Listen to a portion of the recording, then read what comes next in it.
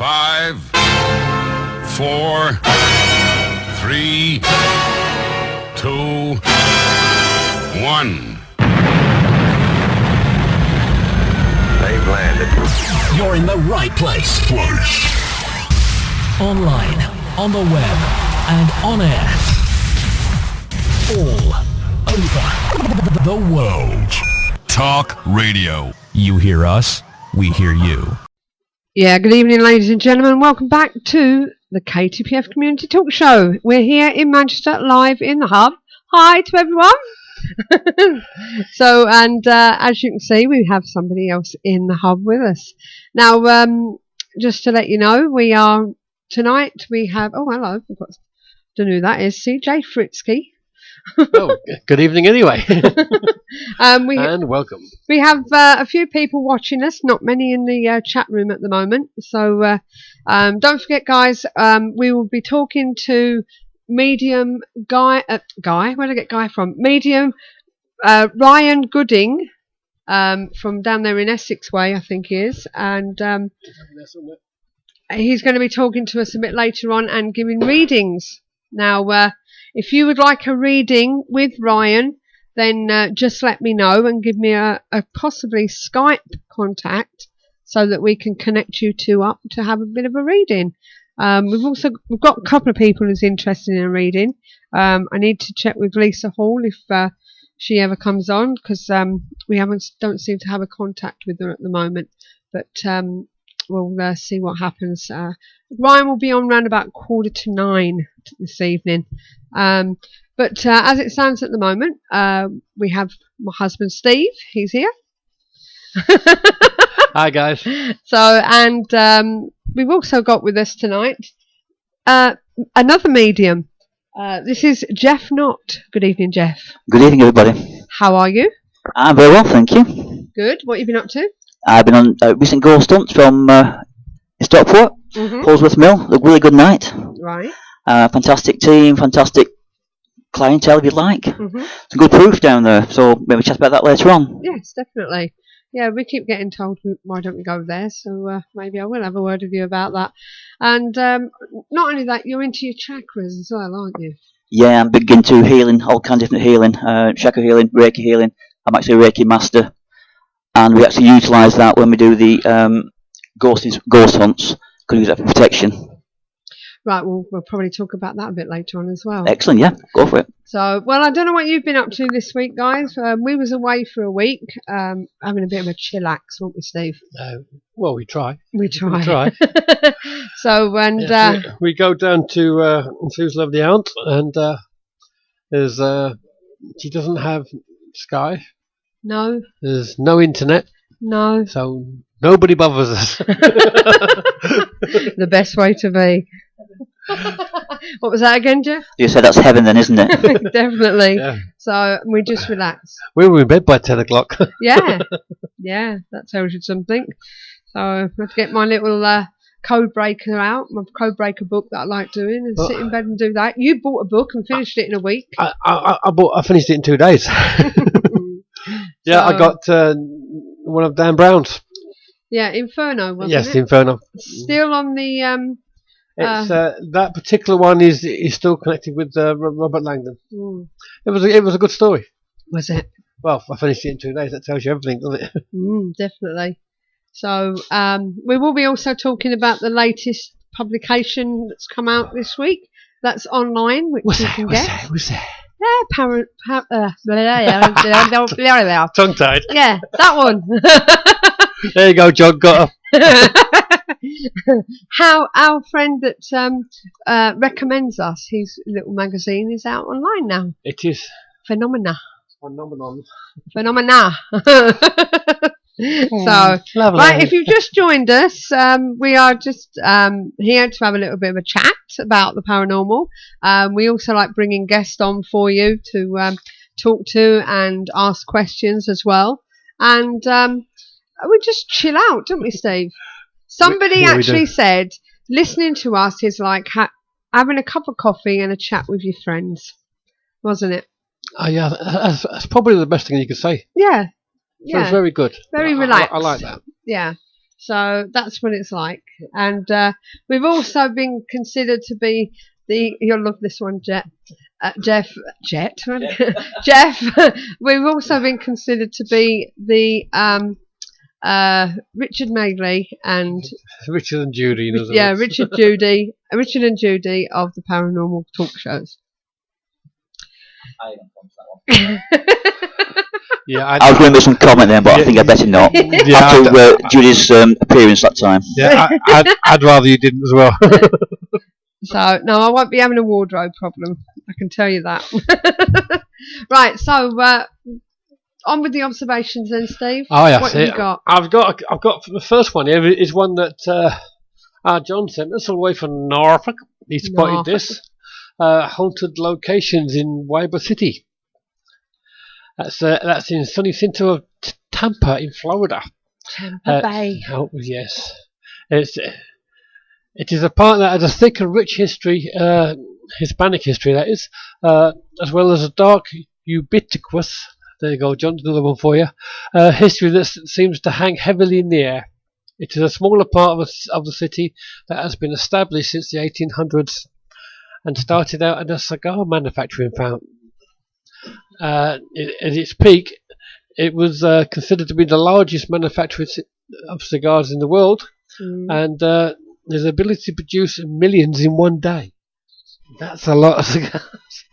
Unfortunately, Cuban and Indian migrants who lacked hygiene, resources and skills to disease ran rampant.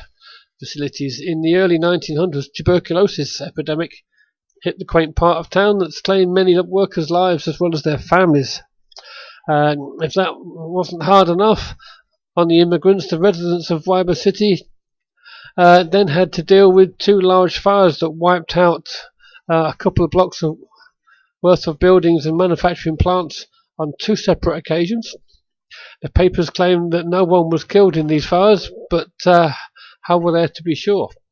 Now, if you visit Ybor City, there are shops, nightclubs lining on brick streets, but there is still a feeling of stepping back in time, feeling of something lurking behind every corner. Many shop owners and employees throughout the area have claimed they have seen and experienced different ghosts within their buildings, including one little boy's ghost who seems to play tricks on the employees by moving objects around and running throughout the aisles of the clothing when the store has been shut down.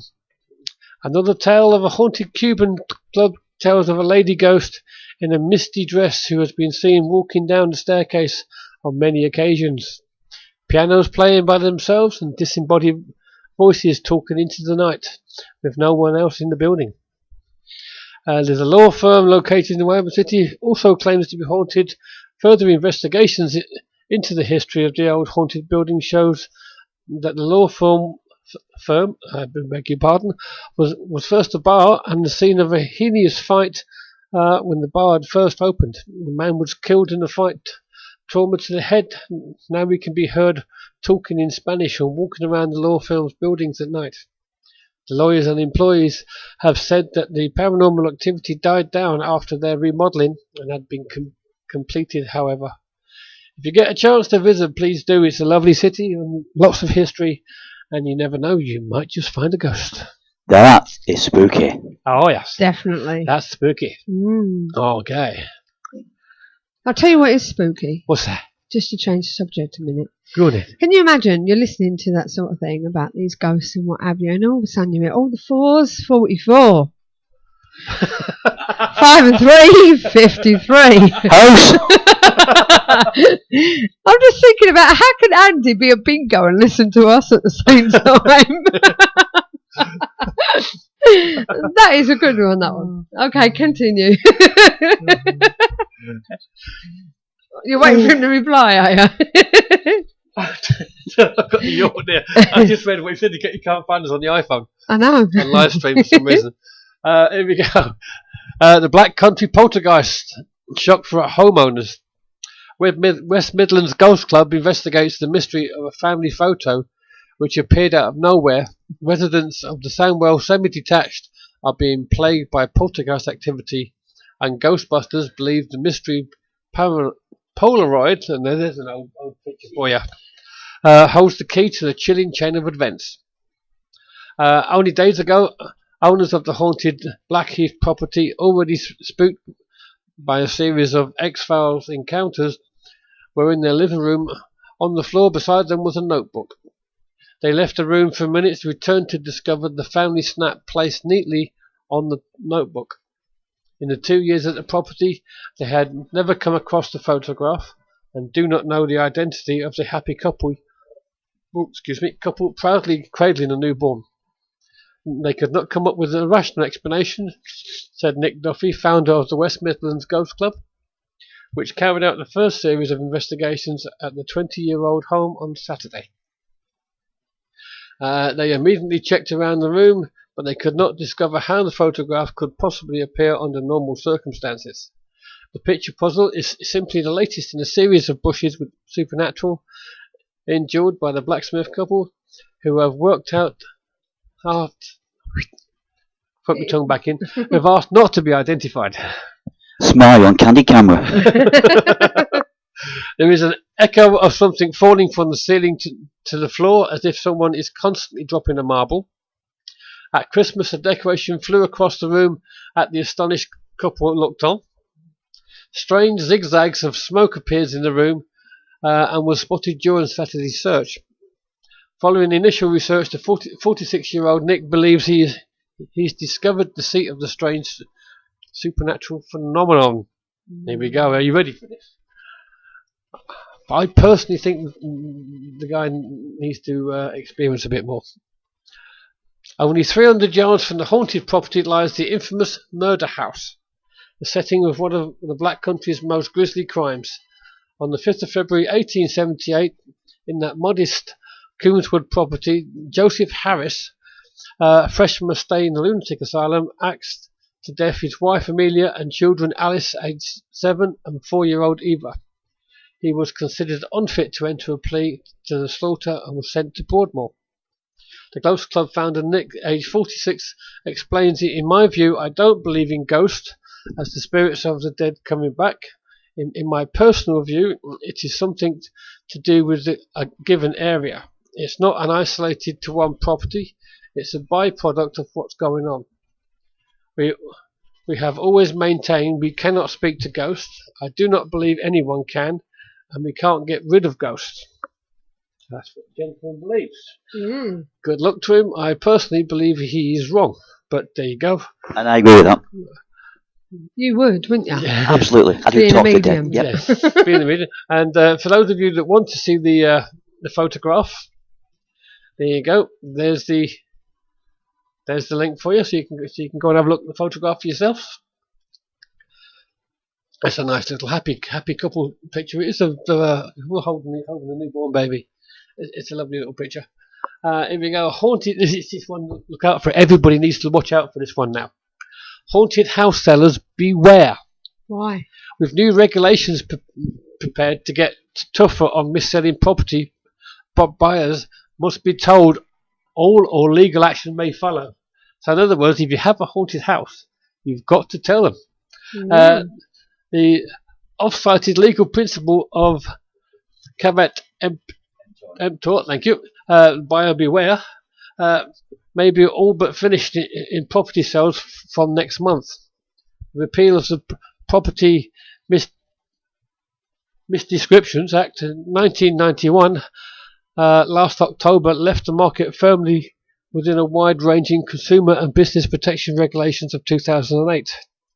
But it will only be from April that the full consequences could become apparent when new Competition and Markets Authority, together with Paris County Council, takes up the policy role.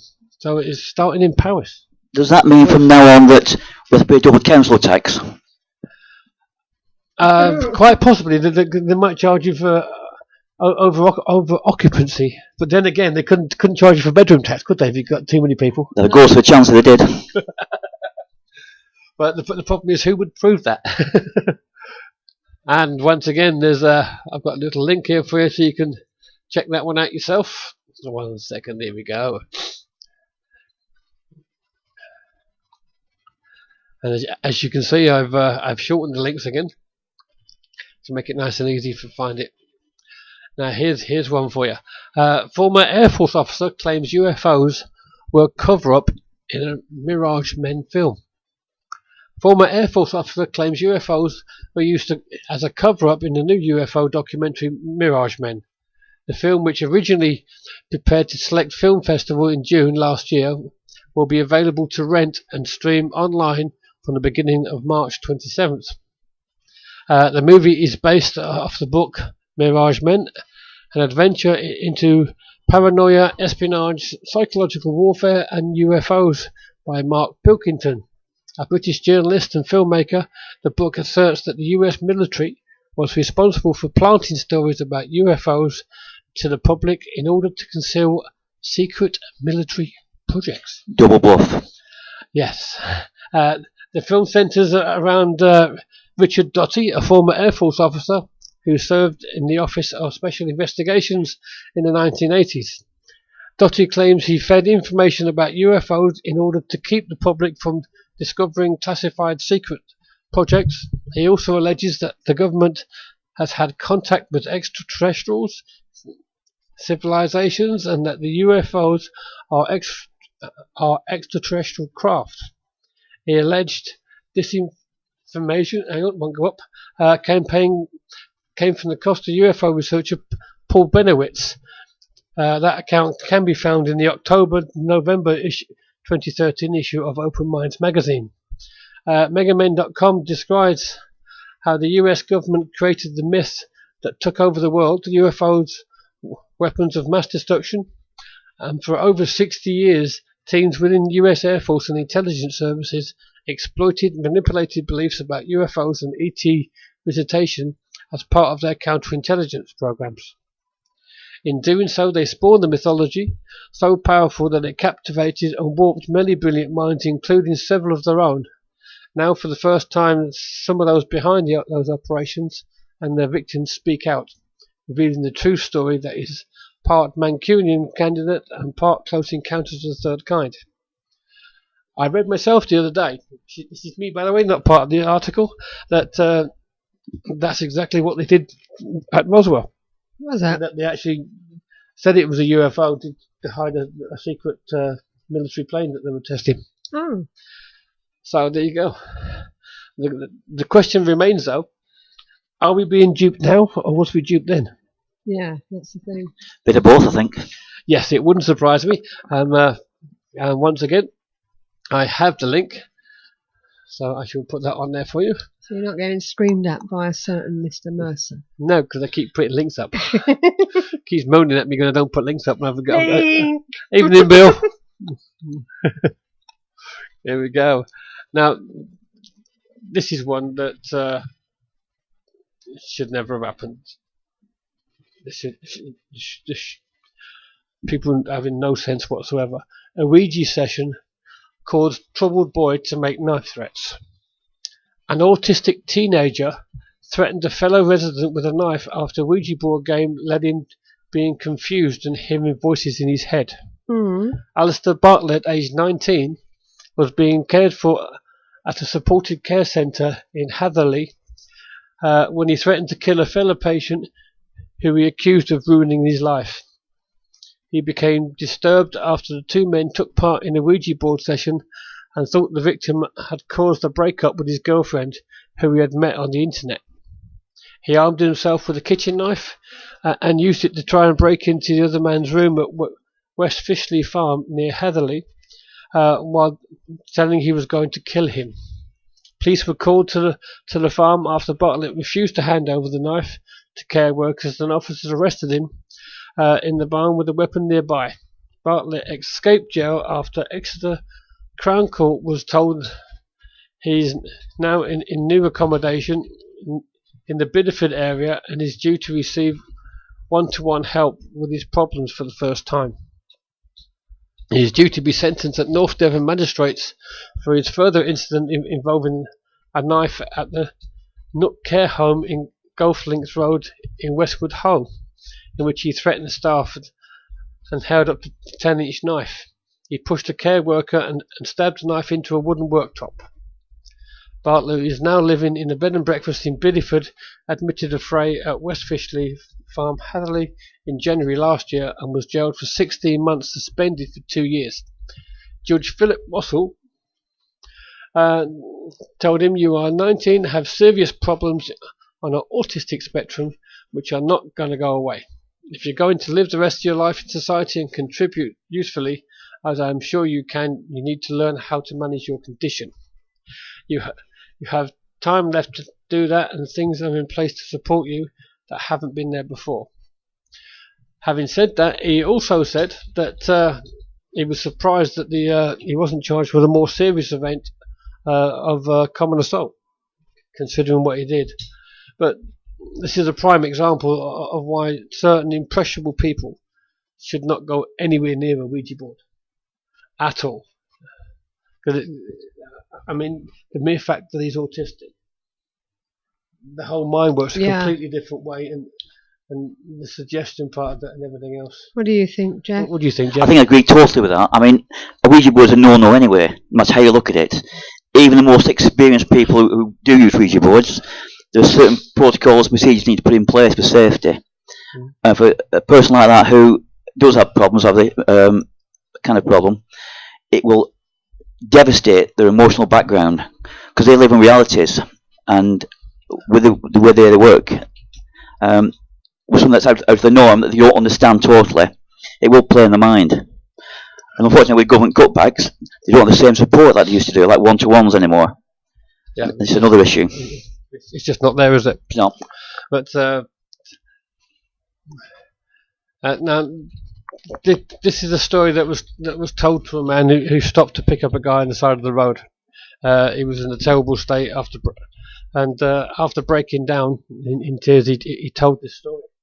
Are you ready for this? This is only part of the story, mind you guys, because it was way too long to put up and tell you. So obviously I will give you the link and you can check it out for yourself. He says, the guy said, "I'm hunting here with 2 buddies and we always hunt below Brooks Lake when we come to Wyoming. Usually we get elk or deer. Never go home skunked here, and I just love it. I was going along a trail, been on many times, to get to a small overlook to sit a while. It was their turn to push the elk to me." I knew that was going to happen. Hit the button, it goes the wrong way. Okay. I was almost there when I walked past this stand of trees close together, and on the other side was this huge lizard. It was standing easy over 6.5 feet tall, golden bronze in colour, with a vest and short metallic looking briefs.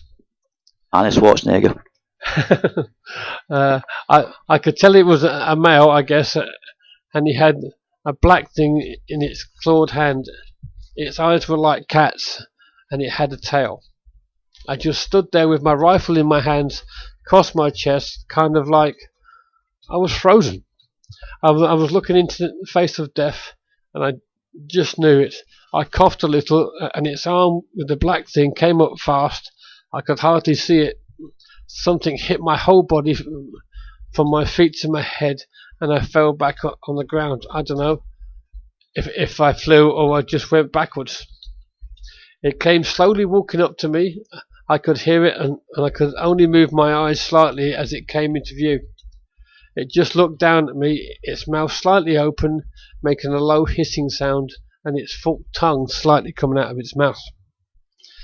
He turned down looking at me and did this for a few minutes. I could hear it breathing, see the nose holes working, see its chest muscles tensing and relaxing all over its body. I just froze there looking up. I couldn't look at it directly, and I couldn't close my eyes very easy either. Its expression never changed, only the eyes moved, sometimes slow, sometimes so fast I could hardly see them. On its sleeveless shirt it had a kind of O with a smaller screwy offset Y and Z. I think it finally walked away down the trail. I don't know how long I laid there. From the sun movement it was maybe a couple of hours. I could hear the forest sounds, birds, winds, trees, animals going about their day like nothing had happened. I willed my arms and legs to move, even fingers, and when I could move every muscle in my body ached. I would use it like after a workout at a gym or something. I knew if I went downhill, I would come to an old creek at the bottom, hopefully not see him again. I did that, followed it up the canyon bottom and to the road, and that's when he found you, the guy that picked him up. Thanks again, don't make me get out. I took off my coat. I guess I forgot my rifle cap. I didn't need them. I hope Jake and Bobby are okay. I heard something follow me when I first got up. It was real heavy sounding and would stop when I stopped, and once or twice I could hear breathing, like it did kind of a raspy wheeze sound. I would start running and walking again, and I couldn't rest. Now, what do you think, guys? This man was in a complete state. He was scratched up. He was broke down in tears and all the rest of it. And he actually believes he saw a lizard. Truth is stranger than fiction, and it sounds quite plausible. I have a very open mind anyway, and I think that anything's possible like that.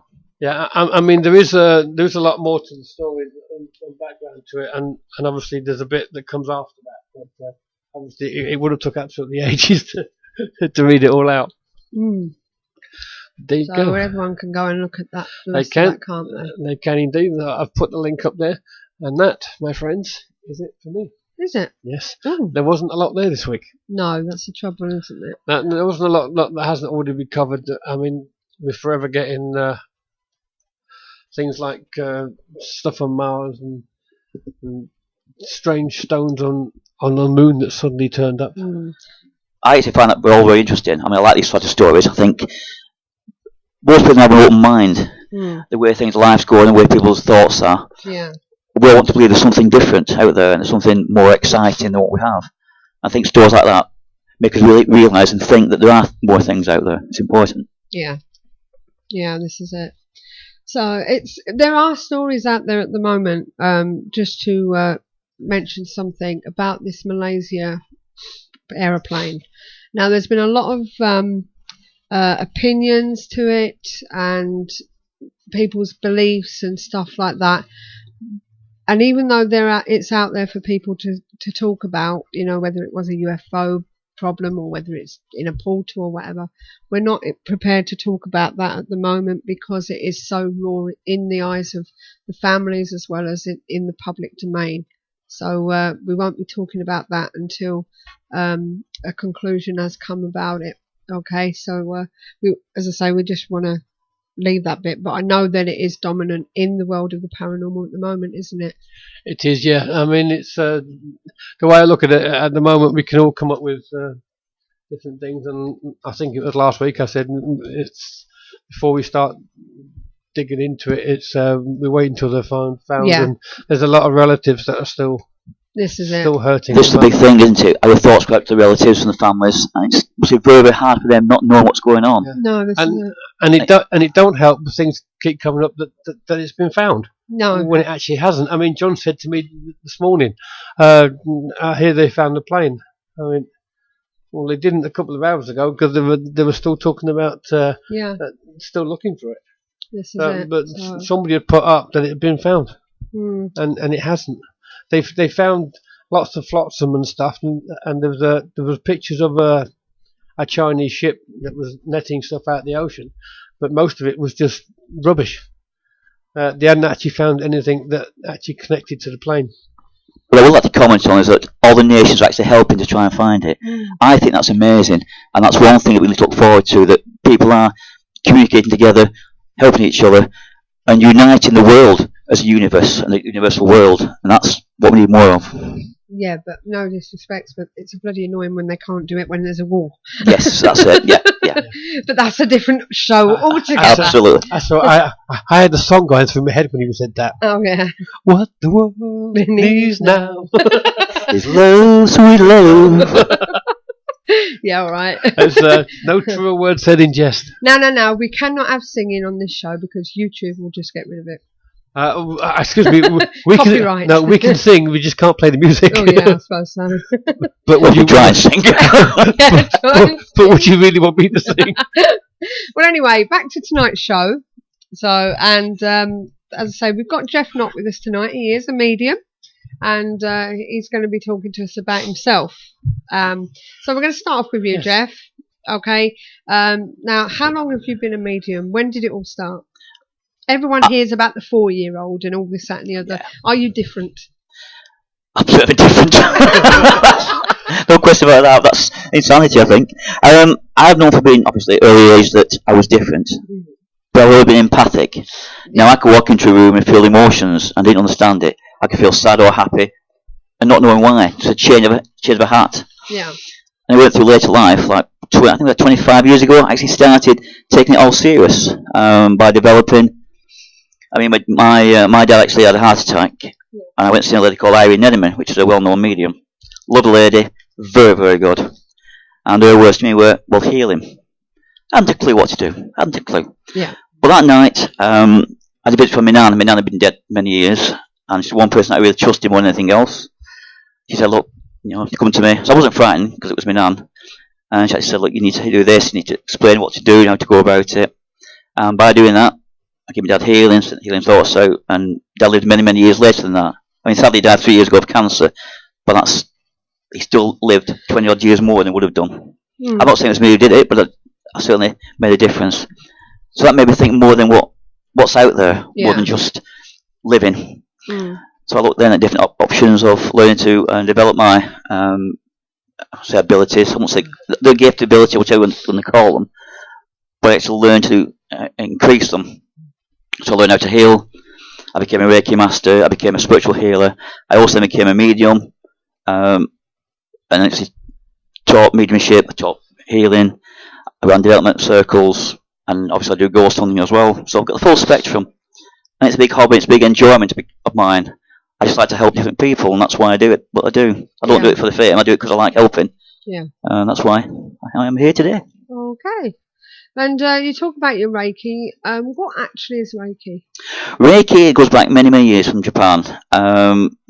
It was first developed, what's going on before Japan, if you go back to Egyptian times, where they used to do healing of laying of the hands. But made famous by Dr. Suri, who was a Japanese gentleman. Doctor who? Suri. Yeah. And we're going back where he would develop and utilise, where they would put hands in certain position over the body, usually on the meridian lines, or part of the chakras and meridian lines, to heal different parts. Taking on from there now, you develop it further still, where you can actually do healing without actually contact, where you actually run the hands over the body, about 3, 4, maybe 6 inches away, and you still give the healing, and the energy is still felt. An example of the energy, if you think of sunshine, and sunshine is billions of trillions of light years away, and yet you still feel the sun's rays, we're tapping on that sort of energy. So the energy comes through ourselves into the person getting healing to. So it doesn't drain us. In fact, we gain from it because we get healed at the same time. Where it's misconception that you actually give it from yourself and you're draining yourself. That's not true. If you're feeling ill or tired after giving healing, then you're doing something wrong. You're not giving it properly.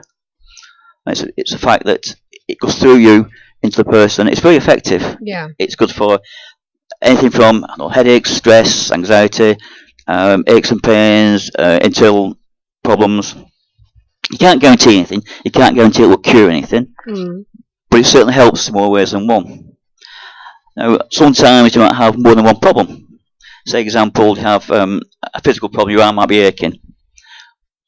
But then you might have something internal that's wrong with you. So when you're giving healing, they might feel more pain after you give that healing, because one pain always masks another one. Like you have severe toothache, that will mask any other pain in your body. Yeah. So if you can get rid of the toothache, what's left is still another pain, which needs to be worked on. So people say, well, you've created pain, you've given me pain. Well, you haven't. You've taken one pain away, which is masking the other one. But Reiki is very important. Anybody, no matter who you are, can learn to heal. There's no exception. And more than with the children. Children hurt themselves. What's the first thing a mother does? Picks them up, gives them love. Yeah. That's giving the energy that's around you, the love that's from there. And it's all about love anyway. It's all about giving you love. without expecting anything in return. That's what we do it for. See. So if you want to learn Reiki, come down. But what is the difference? We have Kaya Reiki, we have just Reiki, we have energy healing, we have all these different names for it. Basically, what's the difference? Basically, it's just a name. For all intents and purposes, Reiki is energy healing, it's spiritual healing. It's just all part of the energy that's around you to use. Now, with spiritual healing, your spirit guides guide you and help to show you where to give healing to. Yeah. In Reiki, you can scan over the body and you can find where the problems are by scanning. When it's a scan, you move your hands over the body and it will find energy points. It might be hot or very cold, or it might like a magnet and try and draw your hand towards where the healing is needed. And then you can stop there and you know the problem, that area. You can give healing to it. Okay. But basically, in my opinion, I've done different types of healing and they're all the same. You're still using the energy that's around you. Right. Okay. I just want to mention about 2 deaths that's happened this week. One of them, they're both connected. Yeah. I'm sure it's all about science fiction. Yeah. Doctor Who. Remember Doctor Who? I love Doctor Who. Did you? Right. Well, the first death this week was age 74 was Kate O'Mara, and she actually made the role famous as the evil time lady, the Rani. Rani, I remember that one. Yeah, who forced the Doctor to regenerate from Colin Baker's Time Lord to Sylvester McCoy's 7th incarnation. And also, from Doctor Who, the director, Derek Martinus, died of 82. And he was known for episodes between 65 and 1970. So no regeneration there? No. So there was a connection there. And you must admit, listeners of a certain age will remember Kate O'Mara fondly. She was a really lovely lady, wasn't she? Yeah, she was also in Triangle. Dynasty. Triangle. She was in Dynasty. Dynasty. She was. Dynasty, as I used to call it, and Triangle. She was also she played Alexis Colby in Dynasty, and it says that she was best known for her role as the scheming Cassandra Caris Morel. Oh, sorry, the sister of Alexis Colby. I'll get it right in a minute. But she was in quite a few things. So,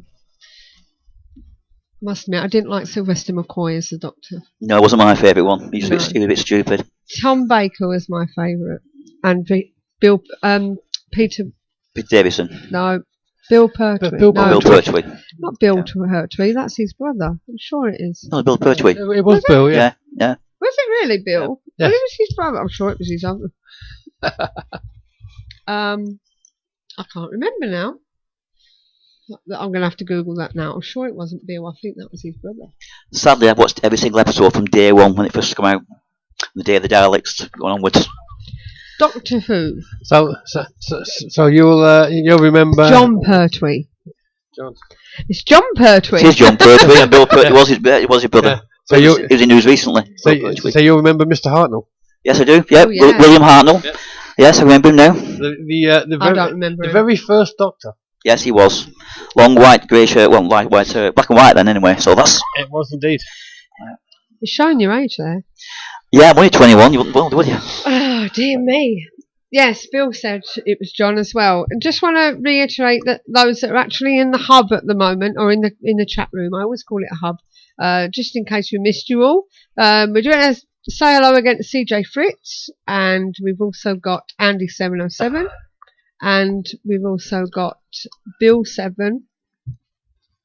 I can't see Hypno Man yet. No, he's not there at the moment, but we do have Doc all the way from... we have Doctor in Minnesota, so maybe Anita might want a reading tonight. You'll have to let us know. So if you want a reading, we've got 5 minutes before he comes on, and so if you want a reading this evening, please let me know now in the chat room, and a contact that I can get you on, whether it be Skype or whether you want me to ring your home number, Mr.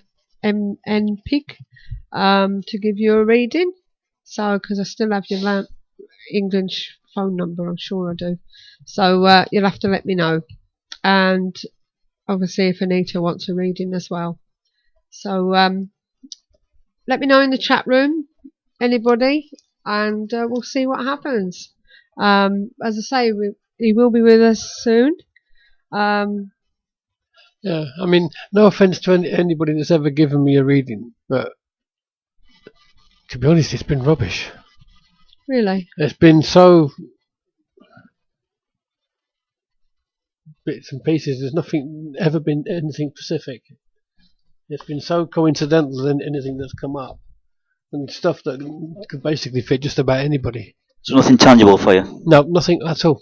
I've never had anything that I could say, yes, that I can take. Definitely. I mean, there's like, yeah, well, maybe. You know what I mean? The stuff you think, well, yeah, I was a normal kid, that could have happened. But nothing you could actually say, yes, that's right. Unfortunately, not everybody can get readings, because certain people have an internal blocking mechanism for issues that might be going back in the past. So, not saying you've got issues, but but it can happen. Have issues. It's that big. I can see the key in his back. It's not been wound up yet. I'm waiting for that. I don't know. Wind me up. Let me go. Yeah, the batteries have run out.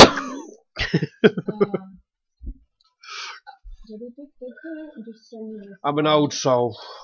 You are. Very old soul. And there's a song, but that one can't sing it though. No, Susie said that YouTube wouldn't like it. No, they wouldn't like it. And nor would you. Oh, dear me. I'm just seeing Yes, it was Peter Cushing in the film. Yes, it was. Yeah. Yes, I like Peter Cushing. So, And Bernard Cribbins. Oh, he was brilliant, Bernard Cribbins. Bernard Cribbins wasn't the Doctor, was he? No, it was just one of his sidekicks. Yes. It was so funny though. He was brilliant on it. That was the film, wasn't it? That was the film. That was the film. Yeah, Peter the film. And Victoria as well, his granddaughter. Yes. I never liked Sylvester McCoy, I must admit. And you said that one. I know, it just went all wrong after that. I never watched it after that. Peter Davison was okay. Colin Baker was meh. Yeah. But it just went after that. I just didn't want to know. So I never got the last guy. He just didn't look right. No, he didn't. No.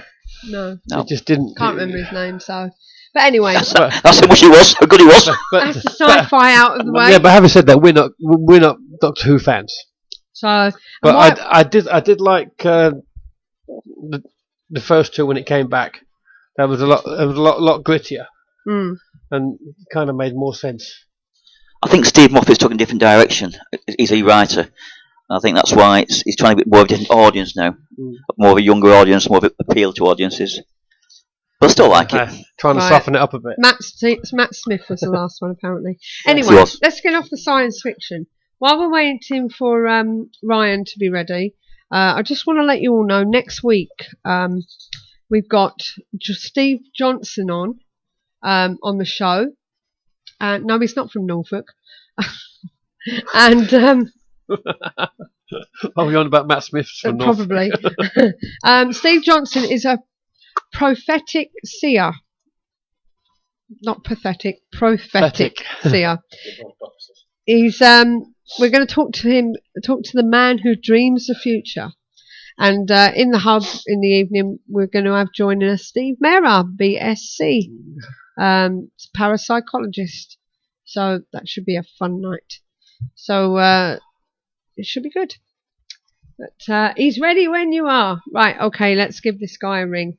Let's give Ryan a shout. I'm going to turn you down, Jeff, okay?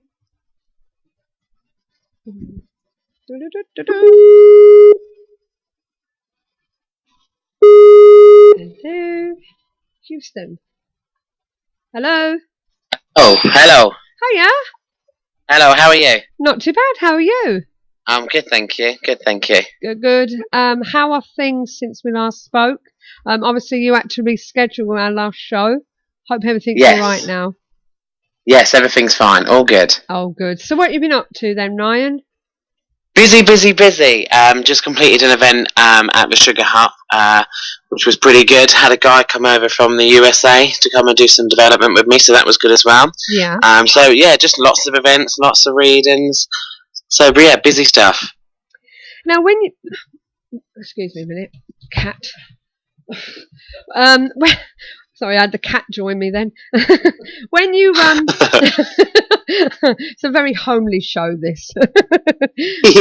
Yeah. When you do your readings, is there anything you need to do to get you in the zone, so to speak? Not really. No, not really. There are things that I do. Sometimes I'll do meditation, but mainly it's kind of asking my guides to, just to work with me. And if they're ready and I'm ready, then then it's kind of good to go. Yeah. And how did you? I can't remember what you said on the last. It's been a while since we spoke to you, but just for the people that are in the chat room, the new members as well. Is it something? Do you see them, or is it you just? It can work two ways. It can either be seeing spirit or it can be hearing them. So I'll either see them and they'll show me images of things that obviously then need to kind of be translated to find out what the message is, or I'll actually hear them and I can hear word for word what it is they want to pass on and what they want to say. And then other times they'll give me feelings or emotions, or it may be that I know somebody has passed from a heart attack because my heartbeat starts to speed up. Yeah. Or so it's a mixture of things really. But normally it's the strongest is the voice that I hear, because I know exactly what they're trying to say to the person. Right, okay. Now, we did have a couple of people ask me about readings. They haven't actually come into the chat room yet, unfortunately, so I can't ring them yet. That's fine. But my husband Steve has always wanted a reading, and wanted one that's meant something to him. I'm wondering whether you can help with him, Ryan. We'll give it a go. Okay, Steve, over to you. Hi, Ryan. Hello, how are you? Fine, thank you. Good. So you're wanting something to come through, right? I was hoping there was something there. Yes. Okay. Well, maybe if we can just have maybe a bit of a general conversation for a minute or so, and then see what starts coming through. Yeah. Of course I can. Talk. So, I mean, I have had a couple of readings before. Like I was saying to Jeff here, that it's always been very if and but. There's never been anything concrete to come through that I can actually definitely say yes to. Okay. So kind of in your eyes, you feel that the ones you've had in the past have been kind of itty bitty. Yeah, stuff comes through that could have fitted half a dozen people. You know what I mean? Okay. Yeah. Okay. Well, yeah. Okay. I mean, that's not to say that what they were saying wasn't right, because I'm a normal person. I grew up like everybody else, and I grew up in the time when we didn't have loads of electronic stuff, so we were out in the streets and stuff like that. So, you know what I mean? Yeah. Absolutely. Yeah. Interesting. Okay. Well, I'll give you some things that I am picking up from you. Okay. All right. And you can see what you think. But I pick up straight away around you is a father figure coming through from the other side. All right. Uh-huh. And I want to say that this father figure that comes through, his passing was pretty quick. I'm getting a quick, not sudden, but I thought everything happened quickly with him. Does that make sense? Yeah, that does. Yeah, okay. And I know that in many ways you're very much like this man, but in some ways you're very different. Mm-hmm. I also know in your eyes you would have said that he went too soon. Not sure on that one. You're not sure on that one? No. Okay. I mean, if you're talking about the person I think you're talking about, he wasn't a young man. Okay. I mean, when I'm picking up here this too soon, doesn't necessarily mean that he's young. Sometimes can just be kind of too soon in his condition or in his illness or in his passing. But there is a significant G initial around you. G initial comes through quite strong. All right. And where is there connections with London? Most of the family. Okay, because I'm picking up London and connections with London. And I also feel for you, Steve, I feel very much like you're in your life at the moment. There is a lot of things you've been working on to achieve, okay? And I think step by step you're slowly kind of getting there. And I think they're talking kind of career and work wise here. And I feel step by step, slowly but surely, you are getting there. But you still feel a million miles away from what it is that you actually want. But that will be coming for you around June, July time this year. Okay. All right. I feel very positive about where you're going. And where is there distance between you and some of the family? Distance. A lot of the family I don't talk to, and obviously a lot of the family is still in London, and I'm not. So it could be either way. Yeah, because I'm feeling this as emotional distance. So obviously, if you're not talking to them or not having a relationship there, and also I pick up here, interesting. Both listen for me, but I pick up here with you two. You have a fantastic relationship. You work really well together. You're not just partners. You're also like friends. But I also pick up here. It wasn't easy for you to get to where you are now, and it almost didn't happen. Yeah.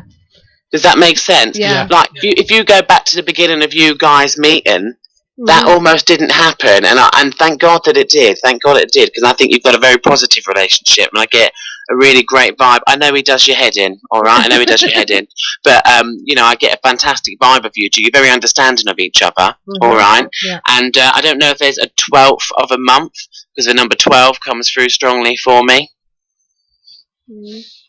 Not for me. You might have to have a think about that, but do let me know, because the 12 is coming through. Yeah. All right. And also around you, my lovely, is there's a lovely motherly figure coming through for me. Right. All right. And she's saying you've got to do what the doctor told you. Okay. All right. Yeah. She's saying that you've got to do what the doctor told you, and there's a lot of gifts within yourself that you're not using. Right. Okay. All right. Yeah. And I'm going to leave it there for you guys. Yeah, that's fine. Thank you very much. Thank you very much. How was that? How was that? That was a lot closer than anybody else has ever been. Oh, that's good. The D name was possibly my grandmother, because her name was Dorothy. Okay. But, Yeah. obviously, I couldn't say nothing because she didn't go any further with that. Yeah. So. My motherly figure, to be honest with you, I was brought up by my nan, but she was my mum sort of thing. Yeah, so you can understand, yeah, because it was motherly, so it wasn't mum, but it was motherly, yeah. Yeah, and I am under a lot of medical stuff at the moment, so so yeah, that was quite good actually. That was really good. I'm shocked. I'm shocked. There we go. So, now I've got somebody else who wanted to speak to you. Okay. And that's Alistair. I'm just going to give him a call. Find his number. Okay. Unfortunately, it's going to be on the phone, so we'll see how we can get this close to you. 374. Right. Okay. Let's hopefully he answers.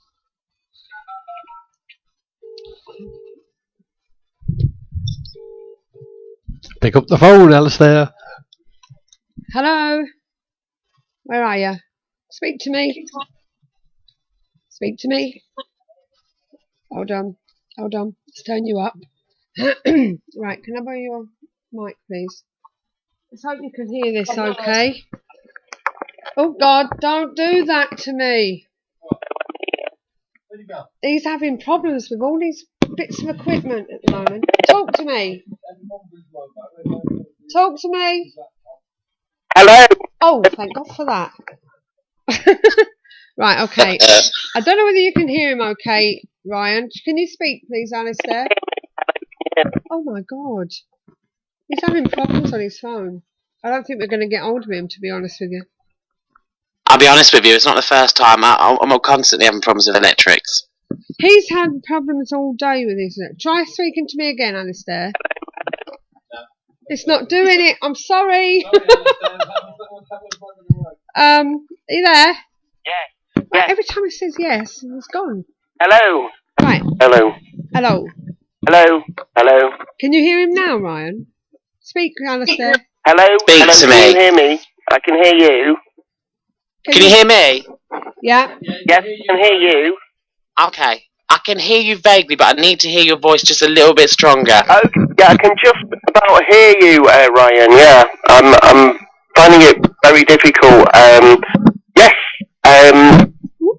what do you need to know? Can you hear him, Ryan? No, not very well.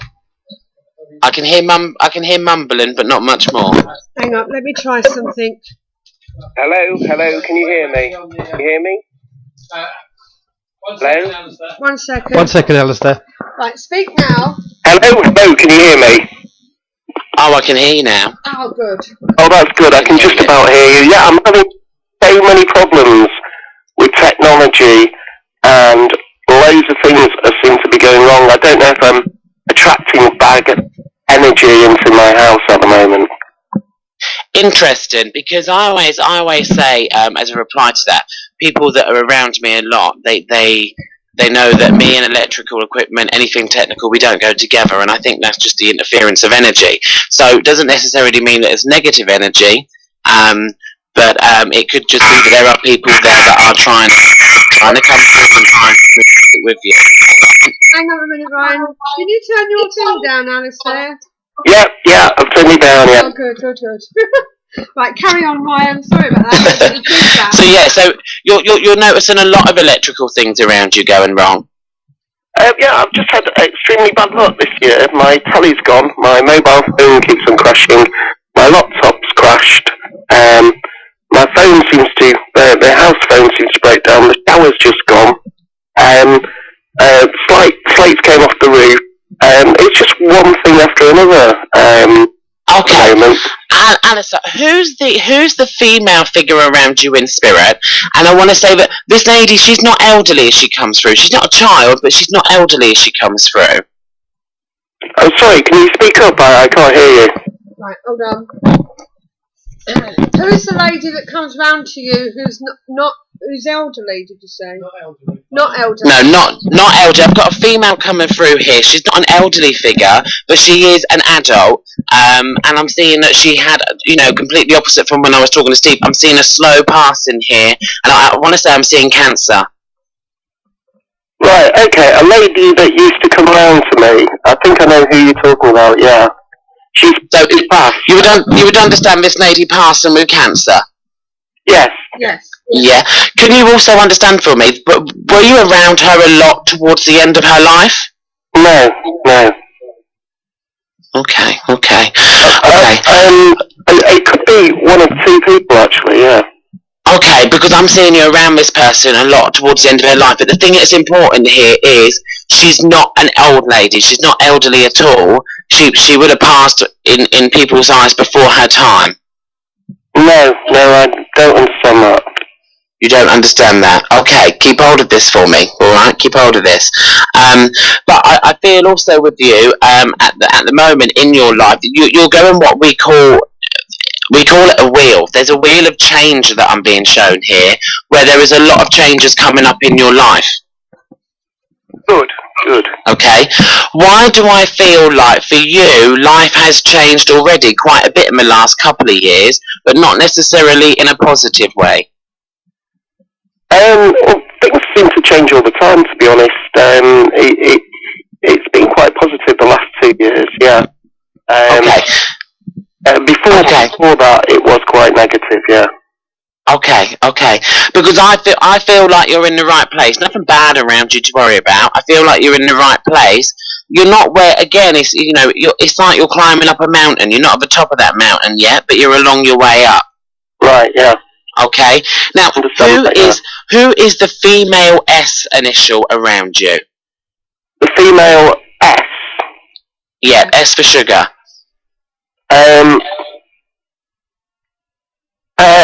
It could be one of two people. Is that a first name or a second name? I would say probably a first name. S. I can think of one person, yeah. Okay. Okay. And I'm going to ask you a question before I say this, in case this is too personal. But are you in a relationship? Yes. You are. Okay. Yes. But the S initial doesn't connect there. It was my wife's maiden name, but Right. not a first name, no. Okay, but it was her maiden name? Yeah. Okay. Where has there been a lot of struggles for you two in the past couple of years? I don't necessarily mean between each other, but I feel around you both. Yes, yes. Does that make sense? It does, yeah. Okay, because the way that I'm feeling here is I feel very much like you and her had so much planned, but you don't seem to have done any of that yet. That's very true indeed, yes. Does that make sense? It's like situations around you are not allowing you both to do the things that you want to do together, alright? Yeah. I am seeing travelling coming up, so I am seeing a trip away. Don't think it's long term, but there's definitely some sort of travelling coming up, so maybe a holiday. Yeah, yeah. Alright? But I want to say to you two, you've got to have more time that is quality time together. You're both very busy. Yeah. Who's trying to work? Who works for themselves or runs a business? Yeah, I work for myself and run several businesses, yeah. You do? Yeah. Okay, the decision that you've got to do, whether to continue with something or stop, can you understand that? That this is what you're thinking about at the moment? Head more perfectly, yeah. That is Because what I'm up against at the moment, yeah. Because I want to say stop. You'd say stop? Yeah, focus on those other bits you're doing. The other bits will help me, but stop what I'm thinking of stopping, basically. Hello? Where at the moment you're balancing things, you're weighing things up, right? Yeah. Yeah, okay. With these businesses. Yeah. Where is there one of them where you're kind of considering not doing anymore? Yeah, there is one side of the business that I'm considering not doing anymore, yeah. And I want to say that's the right thing to do, is to not do it anymore. Oh, put your attention into the other things. I've been thinking about doing, and it does make a lot of sense, yeah. Yeah. Alright, but yeah, I'm going to give you lots of love and leave it there, but make sure you two get that quality time together. Will do, yes. Thank you very much indeed. I appreciate I appreciate all of this, thank you. Thank you. You're very welcome. Bye-bye. Bye. Right, well that was Alistair. Sorry about the connection there, Ryan. but as I say, oh, I'll turn you down. That's better. Turn the wrong one down. So, these readings that you do, obviously, what do you do if you make someone cry? Apart from giving give him a tissue. You know, it's one of those things, isn't it? Where it's funny because I've just done 3 nights of events with audiences, and I always find that 1 minute you're laughing, the next minute you're crying, and then you're laughing again. Yeah. But if somebody is crying, I always try to make it light-hearted, and I try to make sure that things are left positive, or if they do get very upset, we sit and talk about things rather than let that person go off in that state. Yeah. But I find that tears are a very good thing, because sometimes it's that thing that they've been that person's been holding on to for a long time, and wanting an answer to or wanting to hear, and that it's just like sometimes when they get that message, that one thing that they haven't let go of with somebody's passing, it's like relief, and I think that is normally why there's so many tears, Yeah. And that's a very healing thing, to get those tears out, So, although obviously you don't want to see everybody crying, because that's not great, I do think that when people do cry, it is a very healing process, and it helps them let go of these things that they get hung up about. Right, okay. Can I ask a question then, Ryan? It's probably a question you've been asked many times, but are you born to do what you do, or can you actually learn to do what you do? Okay. Personally, myself, and speaking about my own gift, I do call it a gift, and my parents knew I had it way before I did, because of things that I was doing at the age of 4 and 5, things I was coming out with, things I was, making predictions about, people that I was seeing around me that had passed that there was no way that, I would have known anything about. So for myself, I think it's something I've always, it was just there and something I've always had. I think everybody has a sixth sense. I believe everybody's got a sixth sense, but it's a bit like your vision. Some of us have extremely good vision, some of us had really bad vision, and it's kind of pot luck as to how strong that sense is. You can develop what you've got, but it doesn't mean that anybody can do this kind of work, and I hold a lot of workshops and do a lot of development with people, and I always make that very clear to them that you will only go to what your ability lets you do. It's a bit like a singer. You know how some people can sing and some people just can't sing? Yeah. It's very much like that. But if you can sing, there are little bits and pieces you can do to improve your voice. But that's only going to go to a certain point. Mm. And it's very much like that. There are things you can do to improve your mediumship, to build up a better connection with the other side. But it will only go to that point that it's meant to go to. Okay. Okay, yep. Right. I get that one. Right, we've got another person who wants to read in, if that's okay. This one's on Skype. Okay. So that'll be a bit better, wouldn't it, for you? Let's see if we can get hold of him. We'll add him to group. He says. Call Skype. See what happens. Are you still there, Ryan? I'm still here. Good. You know what technology's like? Oh yeah, I know. And I'm a woman. Evening. Evening, John. Good evening. Okay, I'm going to leave you to talk to Ryan, okay? Okay. Evening, Ryan. Hello, how are you? Not too bad, thank you. And yourself? I'm very good, thank you. I'm picking things up straight away with you, actually. So that's a good thing. All right. You've had readings before? Yes, I have, yes. Yeah, okay. It's funny, actually, with you. Is it John, did you say? Yes. Yeah, okay, John. It's funny with you because as soon as I'm talking to you, I get a great deal of spiritual energy coming through. All right? And I think the reason for that is I think that there's more than one person trying to come through for you here. Lovely. Okay. I feel very much with you though, John. You do sit on the fence with this sort of thing. Sometimes I do, yeah. I think that parts of you do believe, but there are still parts of you that question these things. Does that make sense? Yes, that does.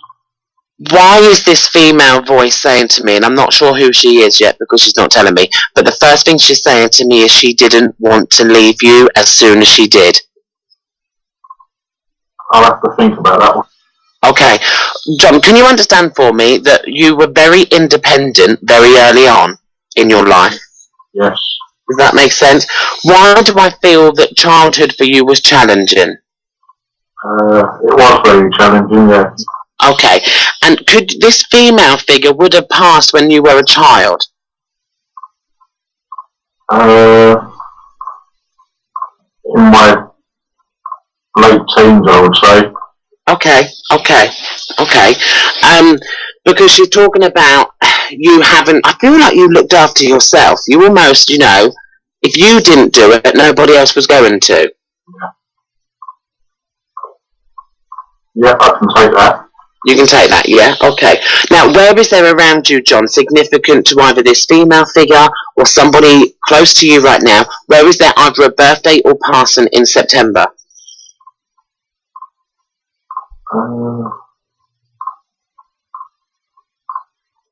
I'll have to think on that one. Check the diary. Check the diary. There's all a right? birthday in September. Pardon? There's a birthday in September.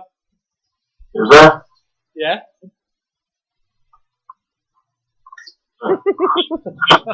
We'll leave it at that. I'll leave you to debate about that one.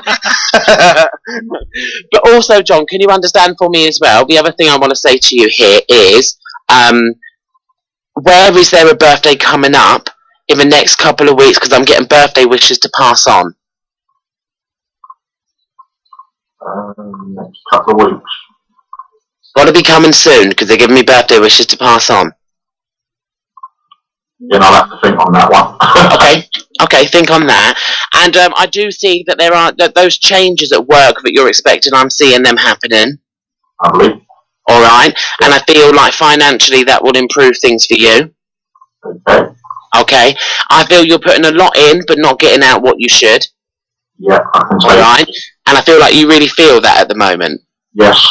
And I feel like you're waiting to climb up to the next step, but it's almost like you're 50-50, because part of you thinks it's going to happen, part of you think it isn't, but you are going to be taking that next step up, all right? And I also see a baby on the way. Oh, really?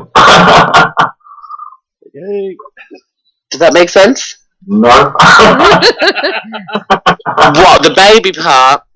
The baby part, yeah, it doesn't make sense. Okay, we'll look out for it then, because it's coming. You better hand out some pregnancy tests. But no, John, that baby, that will be somewhere in the family. So it'll either be, someone around you, or it will be in the family. All right. But I feel like I want to say to you here that you very much, you're on the right path, shall we say? You're heading where you should be. I feel positive about where you're going. Just got to get that back problem sorted out. There are back problems. Yeah, I can say that, yeah. You can understand that? Because they're sending healing to the back. All right? But I feel very positive about where you're heading.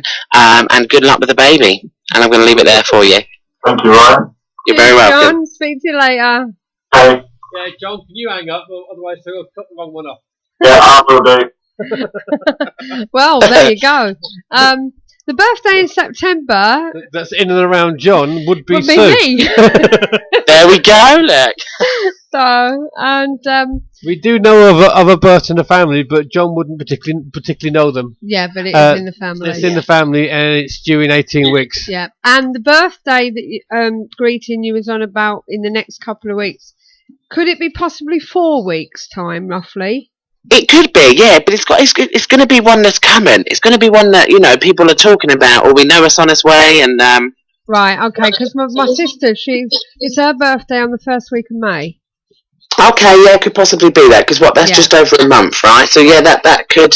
Yeah. Yeah, I would say no further than that. Yeah. No further than a month. You know what's really weird? Go on. Sue's sister happens to be John's wife, and he didn't know when her birthday was. He's in trouble. That's a bit of a worry, right? It is a bit, isn't it? So I don't know. You're in trouble, John. So Ryan, what have you got coming up in the next month, few weeks? What have you got going on? I've got many events coming up around the Suffolk area, so if people look on the website or look on my Facebook or Twitter, there's a lot coming up there. Lots and lots of readings. I'm now kind of fully booked until July time. Mm-hmm. I get married in May, so that's going to take up some time as well. Congratulations! Yeah, thank you very much. Thank you. So yeah, that's going to be a busy time, but yeah, it's good, and I've got events coming up in Birmingham. I'm off to Clacton. So yeah, things are going pretty good. Pretty busy, but pretty good. Good old Clacton. God, I've not been there since I was a kid. There you go. And Southend's not the same as what it used to be. So you're getting married in May, are you? Yes, we get married to my partner Darren in May. Brilliant. So what's the colour scheme? Have we got one yet? Yes, we have. We're going for Cadbury's purple. Really? Brilliant. Yeah. So, very interested, actually, talking about paranormal things. My friend who passed away last year, Kat, my best friend, she was actually going to be walking me down the aisle, but obviously now she's passed. She's not going to be there physically. But I've had messages from her today, actually, saying that she's well aware of what's going on with the wedding, and she knows bits and pieces we've been doing, so that's good. She'll be on your other side this time when you're being walked down. Whoever's walking you down in her place, she'll be on the other side of them. Yeah. Well, I'm not changing it. I'm not having anybody else, so I'm going down by myself. Well, she'll probably be there with you anyway. She'll be there with me. She'll be there. Ryan. Hello. Can I put the ball on the other foot for a second? Yes, of course you can. I don't usually get messages myself. Occasionally I get something come through, and I've just been made aware of a gentleman that's going to be at your wedding passed in his 50s, but for some reason you didn't talk much towards the end. Possibly. I would have to check the age out, but possibly. Right. Yeah, Okay. he's around the 50 area. I wouldn't say exactly or anything, but he's in that area. Okay, yeah, that would kind of middle age would make sense with Yeah. somebody, yeah. Yeah, Okay. he's making me aware that he's going to be there. Okay, that'd be interesting. I think we I have. shall let you know if he's there, because I'll see him. We seem to have another message for you as well, Jeff. Oh, Ryan, you alright? Hello, I'm good, thanks. How are you? Yes, bad, thank you. I'm a medium long standing. I've got a couple of messages for you. Thank you. Can take those? Yeah, Lady in Spirit, very tall, very fair hair, would have been there a long while with you. And she's putting, to not sound daft, but she's putting like a rosette on your head of some kind. It's like an award. Do you understand that? Can you say that again for me? A Lady in Spirit, okay? Yeah. Very tall, blondish hair. She would be very close to you, and she's putting a rosette on your head, of all places. Not on your chest, but on your head. A rosette? A rosette. Like a banner of some kind, something, I can best describe it. It's some kind of an award. Like an award. Like an award type thing, but on your head. Oh, okay. But she's putting it on your head for some reason. Yeah. Now, I do believe that she's talking as well, you've been having, not headaches, but pressure in your head. That is 100% spot on. Yeah, and I'm also been aware that the lady that's been with you as well would have had problems with her knees, or knee, I think her right knee. That's my mum-in-law, she's sitting downstairs. Right, would you tell her then, please, that she needs to get sorted with a doctor because there's issues with, I think, has she got diabetes or something similar to that? Not that I'm aware of. Well, some tablets, tablets that need sorting out, or a visit they're needed. Nothing to worry about, nothing major. Okay. But I know she's been worrying about her family as well, this lady. That's very true. Yeah. Well, will you just tell her that not to worry, because I don't see anything bad happening. I see a lot of golden light coming over, so I know things will be right for her and her family that she's concerned about. Okay, cool. I'll pass that on. I think they're listening, actually, so... That's fine. Okay, I'm going to say about yourself as well. You've been thinking about going back to your roots with some situation. Going back to my roots? Yeah, thinking about going back with somewhere to alter something. Without bringing things open in there, obviously, bringing things open up. You wanted to change something that happened quite a few years ago. To make it better. Okay, I'll have a think on that. I would think that I won't open it up, but it's something that it's nothing bad, but it's something that you wanted to change at the time you couldn't do, and you want to make a difference now, and that's why you picked the pathway you're walking on, because the difference you want to make. Okay, I'm not sure, but I'll have a think about it. That's fine. And I also want to please a lady that passed, I think she has stomach cancer. A lady who passed with stomach cancer? Yeah. That makes sense, yeah. Yeah, okay. Can I also give you, please, just for a latest link with yourselves, because obviously your time's precious, and I understand that. There's a gentleman that would have been with you about 3-4 years ago before he passed. I've got about 3. Say that again, sorry, Jeff. Passed about 3 or 4 years ago. A gentleman passed about 3 or 4 years ago.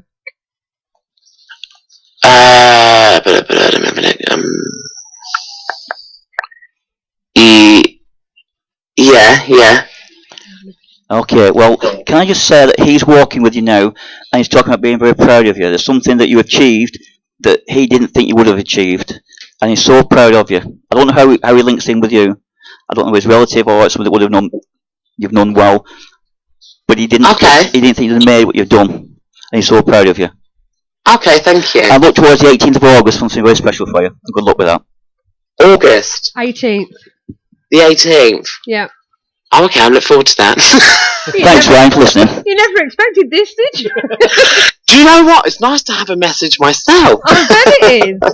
I don't get that very often. And, I always laugh. No, thank you ever so much for that, Jeff. I always laugh because being in this, constantly people are approaching me trying to give me messages. And I'll be honest with you, I would say most of the time I don't understand what they're talking about. But quite a few things you've said there, Jeff, are very significant. And the stuff about the niece and the mum-in-law and worrying about her family, that's very significant right now. So, and the pressure in the head was very significant, last week. So it's nice to have someone come and give me a message, I think, genuinely, rather than coming up and just saying things because they feel they should.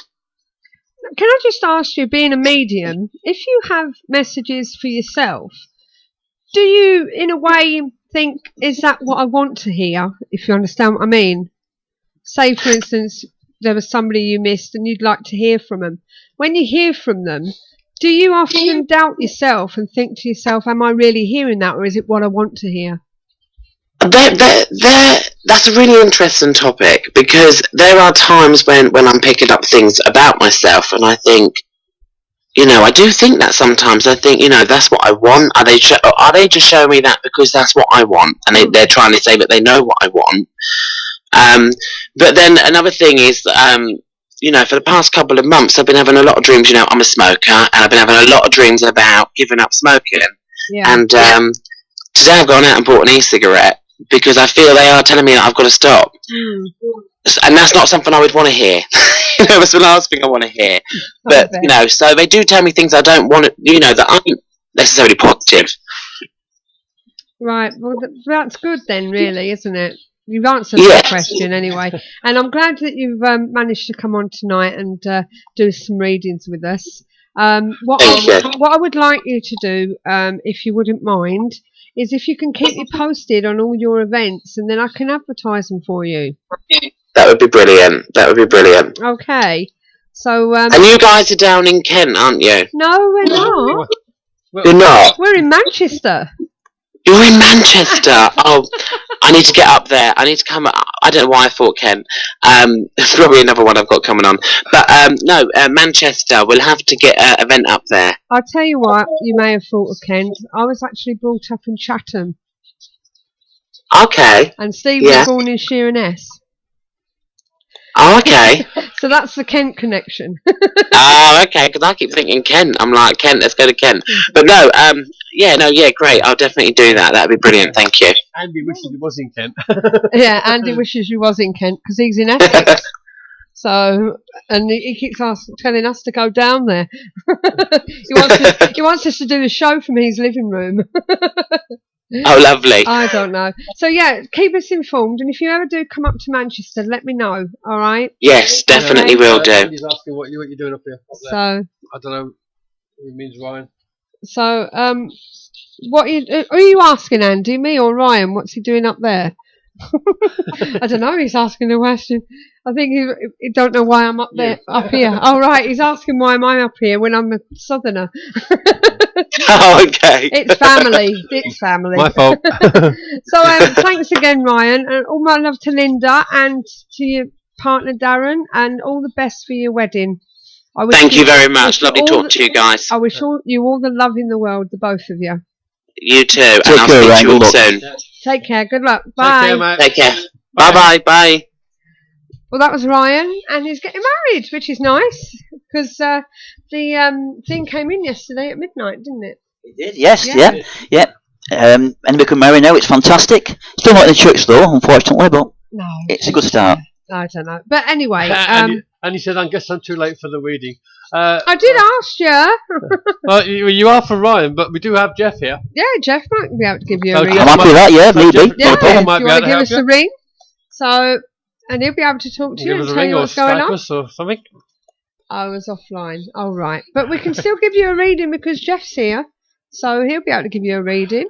Whether it be on Skype or if you want to give us a call on the on the landline or vice versa. He will endeavour to bring something through for you. Yes. So there you go. But as I was about to say, Ryan, he's a lovely lad. He used to be. He comes from a gypsy family. Gypsy heritage. He has a gypsy heritage. Gypsy gift. Yes. Well, this is it. And so if you want a reading, Andy, give us a call, or I will give you a call. Let me know.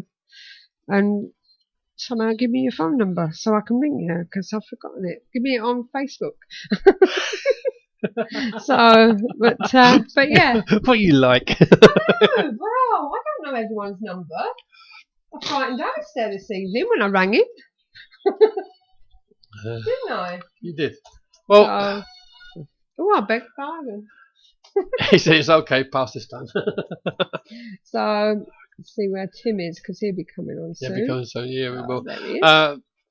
I mean, my reading, the father figure he was talking about would be my granddad. Yeah, that's what I thought, actually. But I didn't quite get the quick part though, because he'd been ill for years. But I suppose actually going was quick, because he'd had a heart attack long time before he died. Yeah. He was on warfarin for that. He had lung cancer and a part of his lung taken away. And he came back after that. And to be perfectly honest, I don't actually know what he died of, because obviously we wasn't there. Yeah. So, but, well, I've just had a request, Jeff, to have you on again to do some readings. Be my pleasure. So there you go, John. I'm sure you will do. So you're always promising me a reading. I'll give you one a few times. I beg your pardon. Just feels what I said. Do you really want to leave here tonight? Foot in mouth as usual. Oh, I don't know. So, all this psychic power going around, I think. So basically, coming back to you, Jeff, you was going to tell us about Holdsworth Mill. Yes, I was at Holdsworth Mill last night. Let's get him out of the trouble. We did a ghost hunt there. It was for charity, it's for a cancer belief. Well worth charity, fantastic charity. And I believe that we earned around about 286 quid for the charity. Nice one. But what we did, as usual any ghost hunt, I think we had about 26 public coming around with us, split in different events. Now what we do in there, we start with a big circle. We do protection for them. I think I mentioned before about this protection. That is done by using healing energy, or the energy that's around you to use. Yeah. So we teach them how to protect themselves by using the white light inside them, which spins around very, very fast and expands out to the body. So anybody can give protection. A quick overview on that. If you go somewhere and you're feeling a bit uncomfortable, it could be down to some of the energies around you affecting you. I wouldn't call it a psychic attack, but it can happen. So what you do in your life, you can put protection around yourselves. A quick overview of that. If you imagine a big bright light coming into your body from wherever you want to come from, coming through your crown chakra, which is on your head, going through your whole body into your stomach, and then starting to spin very, very fast. Now it doesn't matter which way it spins, as long as you visualize it spinning fast through your body.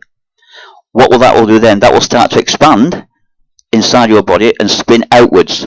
So that will push anything that's negative out of your body. So push it away from yourselves. This then creates an energy field outside your auric field. Now your auric field is what can sit from anything from a few inches from your body to a few feet, even farther. So the more you visualize this energy field going around and pushing your auric field out, that gives you more protection. So next time out and about, have a go at that, and you'll feel better. You won't feel stressed. You won't feel as achy or headachy, because people won't be affecting you when you're walking about. So that's what we do first thing at Knott, with the ghost hunt, give them protection. And then to make it more positive, we then let everybody feel each other's energy. So we have an experiment where one person stands behind another, and then they go towards that person until they can feel an energy. So that gives a bit more proof that the energy is there. It's very effective. Actually, maybe last night we had only one person couldn't feel it, but they did later on in the night. So it's very effective, very positive, very forceful. Moving on from that, we have the call-outs, which is the usual thing when he ghost hunts, asking whose spirit's there, and ascertaining that point and going from what we get, information we get. Ask them to touch each person or touch somebody. Make lights flash that we have, the K2s, which are flashing light that pick up spiritual energy. Scents, smells. From last night was some great scents. First of all, we had people very strong perfume come from nowhere, and someone was touched and different things happened. That then moves on, and then we split the group up. don't have a big group. We have 2 small groups, or 3, depending on what we're doing. Last night we had 2 small groups, and we work from the different experiments using pendulums, dowsers, or my favourite, which what you call a bobber, or A what? a bobber. It's called. A bobber. Yeah, or a pendulumic wand. It's like a long stick with a crystal on the end of it. So it moves anti-clockwise or clockwise, up and down, left and right, depending on it's yes or no answers. Very, very good. It's similar to a normal pendulum, but it's more accurate, I believe, because you can see it, a quick response from it, as opposed to waiting for the pendulum to move. So all these things we've tried, different experiments, even down to the human pendulum, which I know Sue and Steve both know about, where someone's in a circle and then you have to spur it to move on yes or no answers. We had a few newbies there last night who didn't know anything about it, and one of them actually went in a circle and they were amazed. Oh, a young girl, she was amazed how much that she could feel the engines move her. Because they were just giggling about it, or once it started moving about, and it actually moved this girl forwards for yes, backwards for no. She couldn't believe how much proof it was, how much it gave her to feel this energy. And we got some good results. I mean, we actually got a guy there that was African descent, and he was actually murdered by his wife, who slit his throat, of all things. Yeah. He was having an affair. So all you men out there, do not have an affair. Learn from that. I don't know. But it was a good night. We enjoyed it. We had good fun from it all. Good. Right, we're going to have a quick break while I do the paranormal investigations, talking about overnights, and then we'll come back to Jeff afterwards. So give me 2 seconds. We've got all the news right here. Don't go away. Fed up of wading through the activities and events that other advertisers include? Find just what you're looking for at paranormaleventsforyou.com, your one-stop paranormal directory. Well, first up on the rank, we have 5th of April at, I can't pronounce this, I'm sorry, Dolaucothi Gold Mines in West Wales. It's in Diffid, with Barry Fitzgerald from GHI, Taps and Ghost Hunters. They're going to be going out with compassparanormal.co.uk. That's on the 5th of April. On the 10th of April, Molly O'Grady's doing their normal psychic evening, 7 till 10 p.m. And they only have a maximum of 15 guests per evening, with 2 mediums and 1 tarot reader. This is all done in in our very own medieval seance room in the cellar. Tea and coffee and biscuits are provided. You can find out more from paranormaleye.uk.co.uk. On the 11th of April, Hague Hall Ghost Hunt in Wigan. There were only 99 places left. 9 till 3 a.m. In partnership with Hague Hall and UK Shadow Seekers, we're offering a ghost hunt that may turn your hair grey. The hauntings at the hall have taken a variety of forms. Many manifestations, physical manifestations have been reported, from hooded figures to malevolent shapeshifters seeking to cause mischief.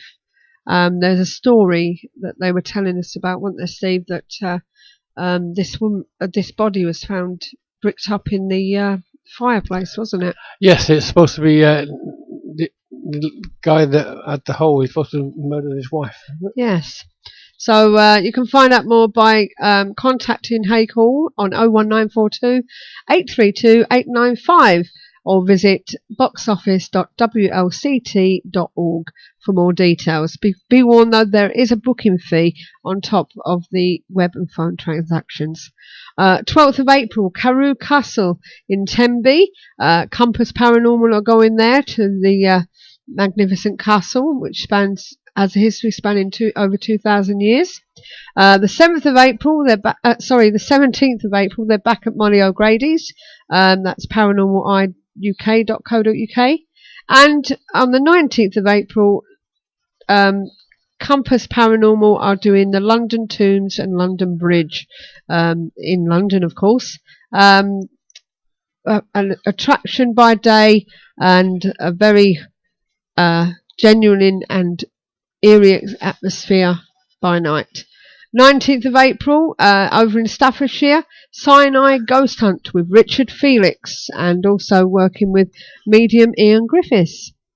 That you can find out more about that at burtonghostandhistorywalks.co.uk. On the 25th of April to the April the 27th, Compass Paranormal are going to Colditz Castle in Germany. Taking a leave out of our book, I think. Some of these people going to Europe. They're also doing Bran Castle, which we did recently. Twice, haven't they, Steve? Yes, we have indeed. So they'll be joined by Barry Fitzgerald with from Ghost Hunters International, Ghost Hunters and Taps. And on the 25th of April, you've got back at Molly O'Grady's for another psychic night with paranormaleye.co.uk. 26th of April, Hippodrome Theatre, Eastbourne. That's just in the town centre on the Seaside Road. It was first opened in 1883 and has a long and fascinating history. The building is long regarded as one of the most haunted theatres in the UK, and you can find out more from www.the-pigs.co.uk. And don't forget, there's 2 mediums out there doing their tours.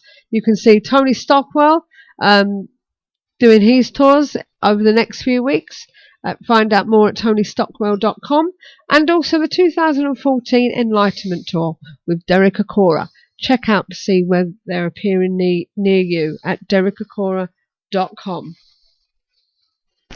So check out the one-stop paranormal directory for more investigations and events, available now.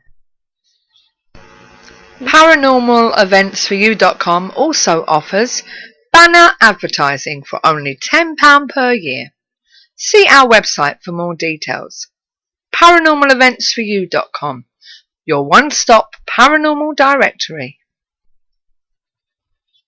Yeah, so that was the events for the next month, because tonight, if you didn't know, is the last night of March, 31st.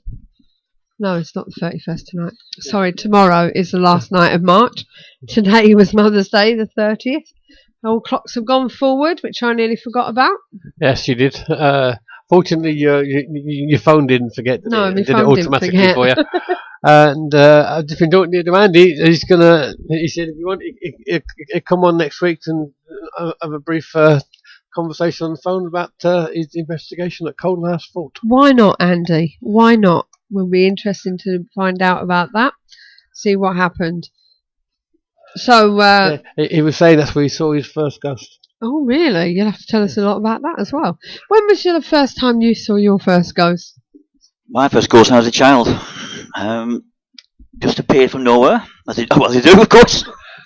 Right. Obviously, I was frightened to death, I must admit. I was frightened, no question about it. Just appeared to me in the bedroom. Didn't understand it. Frightened the heck out of me. And then, but it wasn't here long. I wasn't worried about it, but just frightened me, or unnerved me, I should say. Yeah. Because it just come from nowhere. I'd never seen it before. It was an experience, and I enjoyed it. So, since you've been ghost hunting, where was the best place you'd say you've been? It's a difficult one. I've been to so many now, up and down the country. I think all this has got different aspects depending where you go and what you do. Yeah. Everything's different. Every experience is different. Different people, different places. I don't think you can pinpoint one place. You can get something out of everything. Yeah. Depends what you put into it. And again, it depends who the crowd you're with. That makes a difference as well. Okay, what's the worst place? Worst place? Is that an easier question? Not really, no, I suppose. Cause I think the worst place, different reasons, went to Bull and the Thorn in Buxton. Oh, yeah. And the only reason the worst place, it was so cold there, there was no heating on. You couldn't think, you couldn't do anything, it was just too cold. In the depths of winter. The place was nice, but it was that cold, it was difficult to work properly. Yeah. Because there were links, don't be wrong, we still got links through, but it was it's just too cold to work. I think that's why I've caught the worst place. Yeah. We are going back in summer, which will be better. It's going to be warmer. You can't really work in the cold, can you? No, it does detract. I mean, coldest place we ever went would be Roveley Station. Roveley, yeah. So cold, it was minus 15, wasn't it? It was minus 15 when two of the guys left to come home. It was minus 9 when we left, and we set up cameras and all the cables had ice on them. Yeah. That's cold. Yeah, they had a big roaring fire in the waiting room, and if you moved more than 2 feet away from it, you couldn't feel it. Yeah, that was same in Bowling Thorn. That's really cold, really cold. My worst place, and not because it wasn't active, would be Hat Green. Hat Green, yeah. Yeah, we set everything up, we plugged everything in, they watched us do it, and then they turned the circuits off. So everything went dead. Yeah. All the cameras went down. Yeah, I wasn't very impressed. Because everything was on one circuit, so when they turned the attractions off, they turned all our cameras off with it. And then they give us another plug. Yeah, and then they set us out in another area and said, right, if we plug you in this is not on the ring. Yeah. And it wasn't. No. It was on a sensor. So it's on, off. Yeah, so cameras were going off and on. So from a filming point of view, it was a complete nightmare. No, I went to Hat Green. I quite liked Hat Green. I enjoyed it. Did you? One place I went inside there, which was, I think it was the old mortuary at one time, and I had trouble getting past the doorway. They were trying to block me going in, which is unusual. But there was so much energy there, so much force there, negative energy, that it was pushing me back. I eventually got in, obviously, and we worked on it, but it was a good night. Enjoyed it. Good. Yeah, the other cold place we had was, we went in February, didn't we? I think it was February. We went to Gainsborough Old Nick. Yes, that was freezing. That was freezing. Lovely place, and we got quite a bit of stuff considering how cold it was. But we even got movement on the pendulum on the sand in one of the cells that was locked off. So we did get quite a bit of stuff, but it was that cold. It really was cold. Oh. And that wasn't spiritual cold either. No. Oh, it was. It was really cold. But there's been quite a few places we've done. Yeah. In what? I mean, cold ones or no? In general. In general. So I just can't think what the best place really is. I've always had a love for Morecambe Winter Gardens. I must admit. Yeah, and you always love York as well. York, yeah, the Golden Fleece. Yeah, I think that's mainly down to that's where you got your best evidence. Yeah, but Jeff, what would you say has been the thing that's moved you forward spiritually? I think most forward spiritually. I would say when my nan come to me to actually let me know that she's around, so that I knew that there was something more than just the end of it. Somebody dies. Yeah. You can see something for it. So when she come forward to me and actually spoke to me, that inspired me. Yeah. That made me realise that yes, there is something more there, something to motivate me on and to do more for it. And I found through doing what I do, I enjoy working with people, helping to give evidence that life isn't the end. I think that's what it's all about. This day and age now, I think more people need that proof that something's there for them, to give them that comfort that we can get on better. Yeah. And the way the world's changing at the moment, it's more important than ever. But there's more understanding of it. There's more that people want to know, and that's why we do what we do, I think. This is it. So I felt like saying poor Alistair with his reading. He said he had all them things going wrong. I said, I don't think you need a medium. I think you need an electrician. Definitely needs something. I don't know. Probably iron thing. Yeah, no, it's to try and find what's happening. That's the one. Yeah. Take some of the static out the air. Yeah, definitely. Get it cleared. Certainly something there. It could be down to normal electrics of his house. It could be anything, depending where he lives. It could be external interference. I don't feel spiritual with it. I feel more physical, as in something in his mains that's causing it. Could just be the things that have been going wrong are getting old, and they're starting to play up. They all do it after a while, don't they? Yeah. I know the feeling. So you also deal with chakras. Yeah, a lot of chakras. Obviously, the main 7 is an issue. There are 7 chakras, but there are others as well. Yeah. In the hands, etc. Yeah. But to do with chakras, we can all learn to use our chakras, to develop them, to open and close them. Because the chakras are just basically a spinning wheel. It's a Sanskrit word for spinning wheel, where your chakra is like a conical shape that starts in the centre of your body, and the more it goes out of your body, the bigger it goes. Like a cone, like an ice cream cone, in a way. But it spins, and they all spin different frequencies. you've got the head chakra, which spins very, very fast, to the root or the base chakra, which spins very slow. And they come into a balance. Because of your life, the way you're doing, whether you're ill or whether you're having stress factors, so your chakras become unbalanced. So what you can do is then to rebalance them by getting energies on them. Yeah. Put them back in alignment, and that'll make you feel better. It does work, and it's worth doing. It's worth having just a chakra rebalance and nothing else. But those that interested in all this, if you want to know more about me and the Reiki, I'm quite free to chat about it to anybody. I can advise you, I will do. Right, well, Andy707 is asking, what's your guest origin for the other chakras? I don't know what he means by that. What do you mean by origin? Wait for him to come back on that one. Yeah, I'm just curious about that one. For the other chakras. So the other chakras are the minor chakras, which are in your hands, your feet. If you basically follow your meridian lines to your body, you'll find chakras, all those. But there are only very, very minor ones. Yeah. That's what I mean by guess ones. But there are only minor, and you don't normally work on those. It's only just the main 7 chakras you work on. He said there are 7 in ancient Hindu only.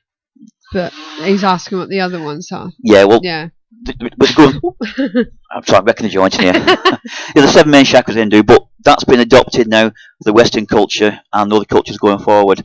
And you'll find anybody that works with chakras only works with those rather than working on the rest of them. Yeah. Which are incidentals. But if you're doing healing, you work on the whole body because it's holistic healing. Yeah. And not just on the chakras.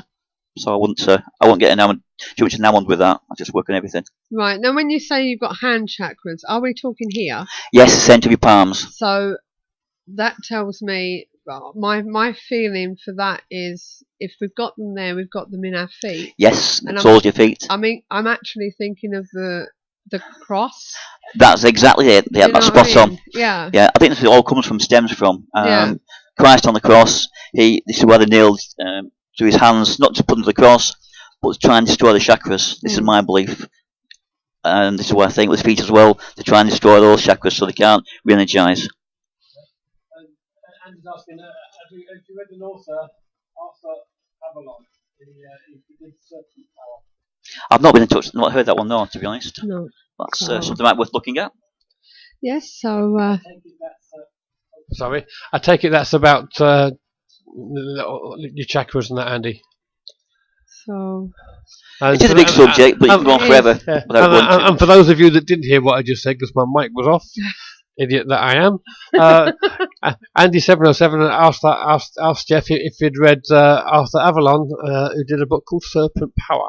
Yeah, the man who brought Tantra chakra work to the West. I've not read it, no, but it sounds interesting. Might worth have a look at that one. Okay, so I'm going to play this advert, and then hopefully Tim should be online. So, hang up. He's typing away. So I'll see you after this ad. The Paranormal Intelligence Gathering Services Ghost Store is a one-stop shop for all of your ghost hunting gadgetry needs. Run by ghost hunters for ghost hunters, the shop is filled with all of the latest in investigation equipment, shipped in from all around the world, from high-quality digital dictaphones to EMF pumps, infrared illuminators to laser grid pens, CCTV equipment to data loggers. All of our equipment has already been imported, so you can buy it safe in the knowledge that there will be no hidden costs. And with our postage promise, you'll never pay more than the actual postage price. So visit www.the-pigs.co.uk/ghost store. Gotta wait for the grunt. Good evening, Tim. Hello. Just been playing your ad. I heard that. I thought that voice sounded vaguely familiar. Yeah. So we play it every week, you know. Brilliant. I like to hear that. Yeah. So how have you been? Oh, very well indeed. I've had a day of looking after children and stuff, so I'm probably not as calm as I normally could be, but you know. And I've just been reading in our forthcoming events that you're off to the Hippodrome in Eastbourne. Yeah, that's our next one that comes up on the end of April. It's going to be an interesting one because I personally have never been there, but it's one of those ones, you know, these sort of locations where everyone seems to do them all of the time. And it was one of those places several years ago, and then they stopped allowing paranormal teams to come in. And it was it seemed to be everyone's favourite as well. And some of the reports are quite consistent as to what happens there. And it only recently was reopened back up to paranormal teams. So I'm really looking forward to kind of go and experiencing it for myself. So where have you been recently? Well, the last place we went to was Valentine's Mansions. That was great. Yep, again, one of those places that's been done quite often, and through their refurbishment about 4 years ago, they stopped the teams coming back in. So it was good to go back and experience that one.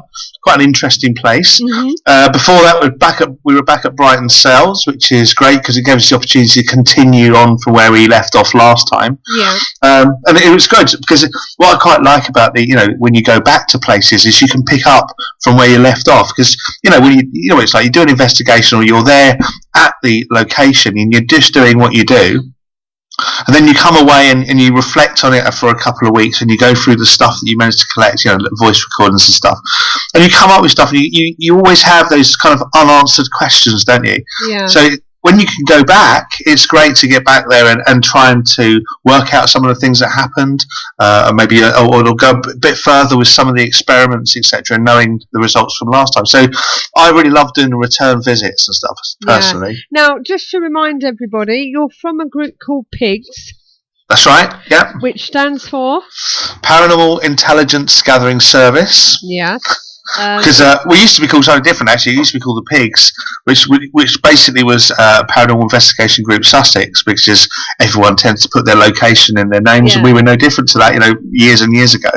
But we found that we weren't really doing anything in Sussex, and, what do we actually do? Well, we tend to just gather stuff, we gather intelligence or information or data or whatever it is, and so that we kind of switched the name around a bit just so we didn't have to have the Sussex thing, and we could it was a better kind of description of what we had been up to. Yeah, because gathering information is just what you do, isn't it? Yeah. Because you don't do investigations like everybody else. Well, no, I don't. Yeah, I suppose so. I mean, it depends. I mean, there's lots of different types of groups around, isn't there? You have people that have a very spiritual kind of technique to their investigations and stuff, and fine. And then, but we don't. I'm not particularly spiritual. I just like to go and investigate. So I want to know everything about a location before I go, which I know is a little bit taboo with some people. Yeah. But I want to know everything, and the reason is because I want to know everything about it. So that I can go and investigate the claims that are made and the people that are connected to it, and try to get to the bottom of it in the time that you've got there. Yeah. Now, not only that, you look for an unsub, don't you? Sorry, I didn't hear what you said. You look for an unsub? An unsub? Unknown suspect. Sorry, yeah. You obviously don't watch the police films, do you? No, I don't. I tell you what, I don't watch any TV. There. The last thing I saw on TV, I'm now getting into 24. I think you remember that from ages ago. That's me and my Criminal Minds and CSI. I must admit. But you do though, because most of you are ex-coppers, aren't you? Yeah, that's right. I mean, we just use the terminology because to us it's comfortable, and it's got a little bit of a twist of maybe amusement to it as well when you talk to people and say the ghosts. Actually, we call them the suspects. Yeah. Who are the suspects in this case? And the reason we want to call them suspects is because someone or something is haunting this location. These are the stories about what's happened, and we want to know who is doing that. Yeah. So it's a suspect. So who goes to suspects for us.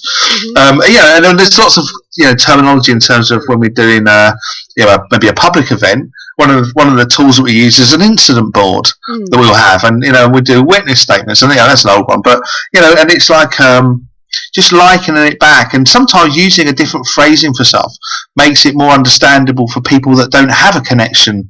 We have lots of phrases, don't we, in the ghost hunting world. Yeah. We talk about EMF, we talk about hertz and kilohertz and all sorts of stuff, which means nothing to, if you like, Joe Public. No. So twisting some terminology around a little bit sometimes makes it a little bit more understandable as well. This is it. Now, your ghost store, young man. Now, this has come online since, what was it, just late last year, was it? Yeah, it was launched in the 1st of March 2013.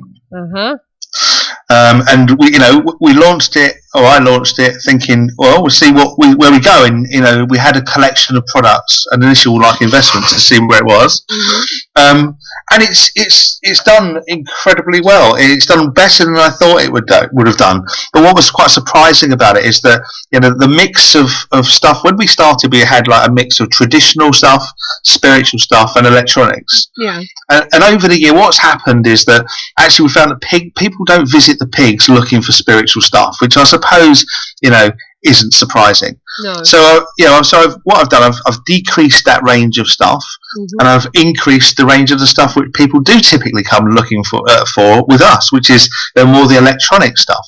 Now I want to keep hold of the traditional stuff because I think it's important that every ghost person, whether they're spiritual or technical, and those things don't have to be separate, but whether they're whichever way their groups want to go or their minds want to go, they have still the option to look at traditional stuff as well. And I think I like traditional stuff, so I want to keep hold of that. Yeah. That people might have some fun with it as well. But yeah, so it's kind of grown. It's grown into electronics, more of an electronics side.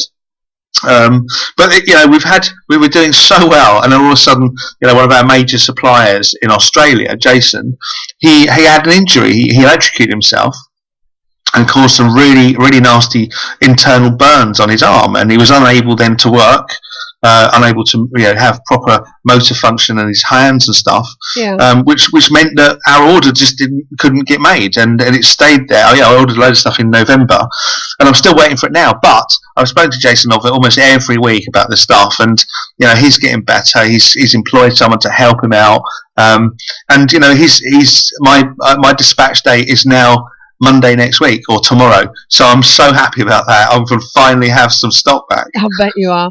Now, I'm just looking at your equipment on the store, and I've seen a vibration detector pro. Vibration detector, yeah. Yep. So what's that all about? Well, it can be used in a series of different things. And essentially, it's just a box that when if there's any vibration in the surrounding area to it, you tap next to it or touch it. Then what happens is a light will the lights light up from one end to the other, which will be about the strength of the vibration, and also it's got a sound to it. Now, you can use them in so many different ways. An example would be one of the phenomena, say, Valentine's mansions, is that they have footsteps that walk from one end of a passageway to the other. And it's generally reported from downstairs, so underneath the thing. So you go, okay, well, if you're underneath a room with footsteps going on above, it's pretty obvious that it's the sound's coming from above you rather than next door or whatever. Yeah. So one of the go on. It's all right. It wasn't me. It was a dog. Oh, sorry. Okay. I was going to say one of the techniques we would employ one of those for is you'd put it on the floor, and you'd also have it in view of a camera. And you'd also, if you like, mic up the floor. I would put a telephone connect thing on the floor, one of those things that you can listen to telephone calls. Stick one of those on the floor and just leave audio running, because the phenomenon is audio. So really, you want to try and capture some audio. Yeah. So we'll do those experiments. What you want to know is, okay, so we've got footsteps walking up and down the hallway, but is it actually a footstep? What is it? Just a sound, or is it there's something actually walking on the floor? So the use of a vibration detector in that environment, if anyone was walking on the floor, then it would trigger the vibration of it and not just the audio. So it gives you another dimension to it. Of course, another thing is that people often, when they're doing seances, etc., will report that the table feels like it's shifting around a bit, or the table feels like it's vibrating or buzzing in a way. The vibration detector will tell you if it actually is or not. I mean, there's other gadgets. You can get iPhone apps that'll do the same thing, but it's a vibration detector, and it really is about how imaginative you can be as to what uses you've got. I mean, I've just talked about two there, but I'm sure there's others. Yeah. That you can possibly use them with. Right. You've also got an electromagnetic speaker. Yes, that's an interesting one. The concept of that, when you think about just lately, or the last couple of years, people have been really getting into the electromagnetic kind of EM pumps, where the theory is that ghosts or spirits need some kind of energy to kind of manifest. And by giving them an electromagnetic field, then what we're doing is supplying an energy to them so that they can use that energy to if you like, do stuff. Or create phenomena that we can detect ourselves through cameras or audio. Yeah. So that's the thinking behind EM pumps. the EM speaker kind of takes that just a little step on. And what you can do is you plug it into your iPhone, and you can either play any kind of audio. It could be spoken words, it could be previously recorded EVPs, it could be music, and you play it through. And what it does is it releases. If you imagine being, say, for example, deaf at a discotheque, you would feel the vibrations of all the music. You'd feel, that there's something going on. You'd feel the vibration of the music. So I suppose what I'm saying is that the EM speaker is a bit like that. It just emits electromagnetic fields into a location, but using music as a trigger, or using audio as a trigger as to how much, how fast, how it pulses, and all the rest of it. So it's just another take on an EM pump.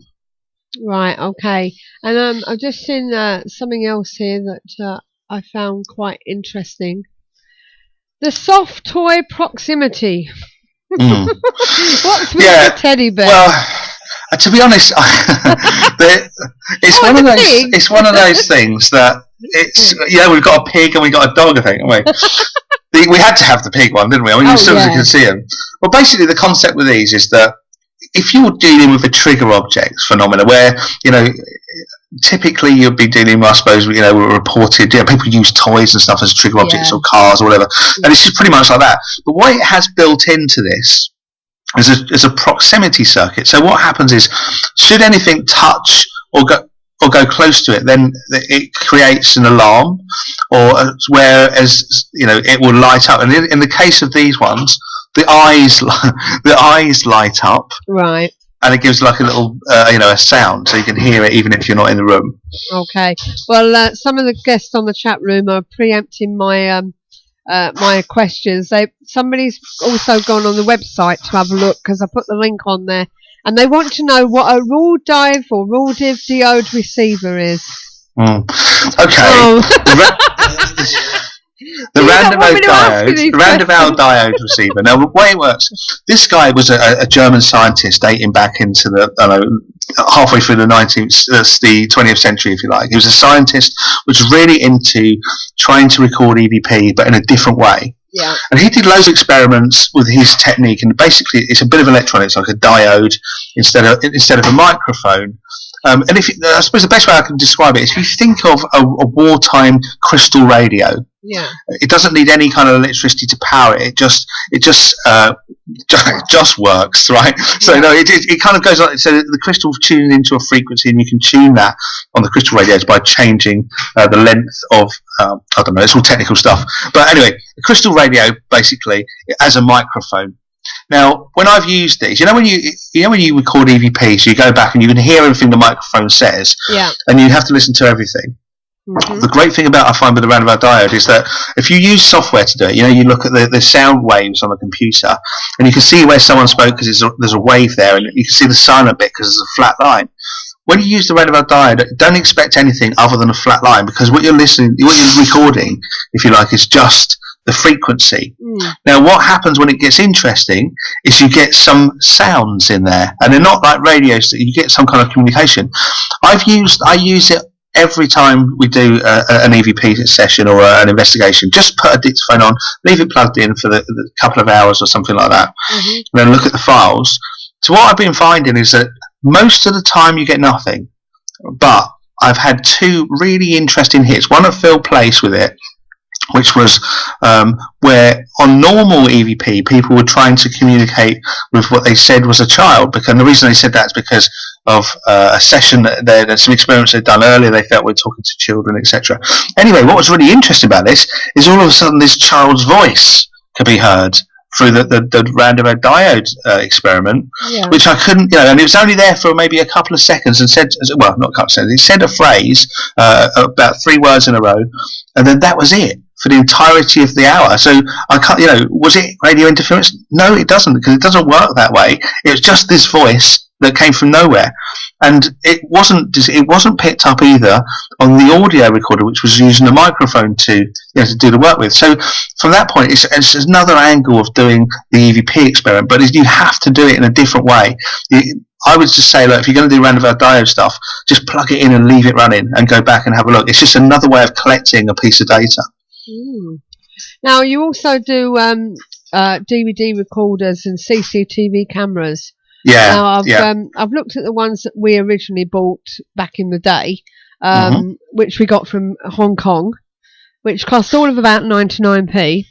And about God knows how much to actually bring them over. Oh, was it? £12 to post them. But then again, we are talking at least 7 years ago. Right. You're not on, you know. Well, that's because you turned me off, you silly woman. As I was saying to the people who didn't hear that one, it was $1.99 for the camera and £12 for the postage from Hong Kong. We did talk them into actually half in the postage on it.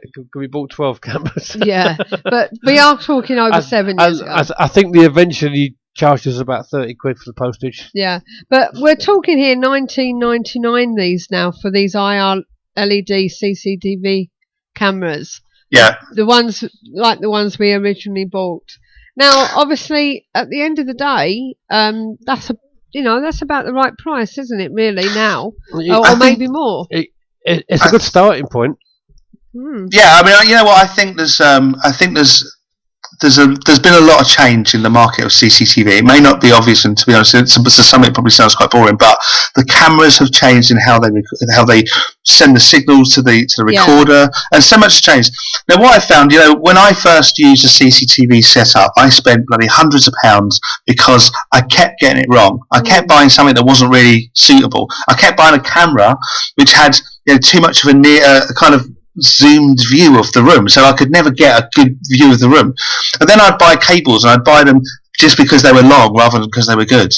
And then all of a sudden, the cables break because you were constantly, as investigators, we were constantly laying it out, putting it away, laying it out, putting it away. And so, I had this deterioration of quality. And then, recording, I used to record onto a laptop. I used to use that, which was okay because it was handy. But actually what I found is that over time, looking at the picture quality I was getting wasn't really that sharp, and it was just, I couldn't go more than 4 cameras with that setup. So I went off and I started looking at other things, and the lessons I'd learned beforehand, I went to find stuff, and I found that another thing you can get with infrared cameras is they're a bit like a torch beam in the dark. You get like this lit up area, and then you have a dark halo around the picture. So I wanted something. When I went out looking stuff, I found cameras that managed to distribute their IR lighting evenly. Was the first thing. Yeah. So that's the array IR. So they would distribute. It's almost like having a diffuser. You don't get that torch beam effect. It just nicely lights up the area you want to film. And then you go to the widest angle possible lens you can get, which is going to give you. So if you put it in the corner, you'll get the room rather than just, if you like, a portion of the room.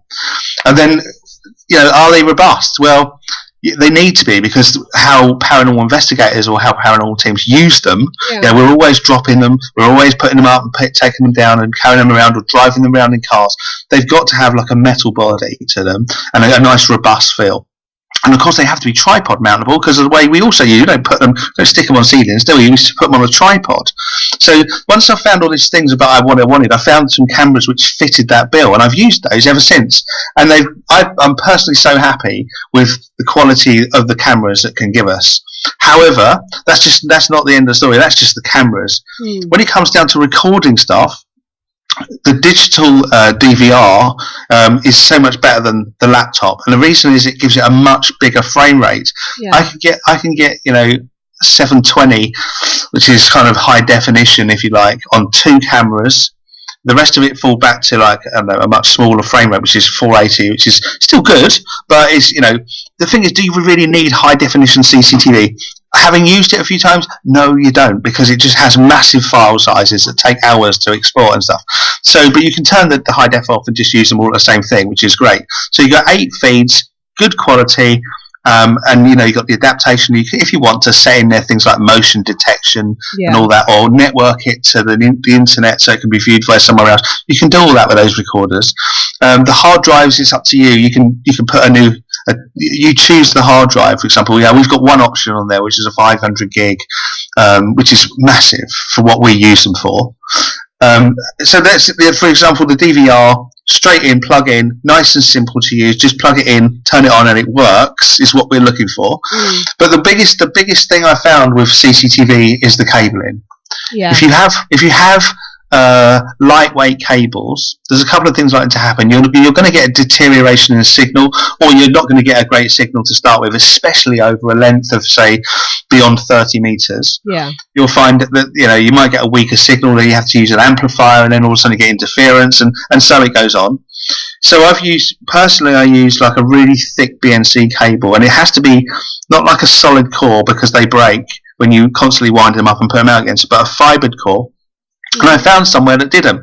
So what I've done is I've offered, obviously, what I think is the best stuff in CCTV in terms of cameras. There's a few options there. And then also, the cable options are there as well. The cable options, if I'm honest about it, it's the blooming postage that makes it so expensive. Because they are so heavy. They weigh a blooming ton. Yeah, it is one thing that's, that is when it comes to the paying out for this, it's the most important bit of kit, isn't it? It's the one bit of kit you want to just turn it on, leave it to work and walk away from, and then be able to go back to after the event and watch everything that happened. What you don't need from CCTV is a load of grief. No. You want to just put it on, turn it on, and have a great picture quality, and that's it. And unfortunately, there's a few complicated. They're not complicated to use, but there's a few steps in the way which will ensure a great, that can happen.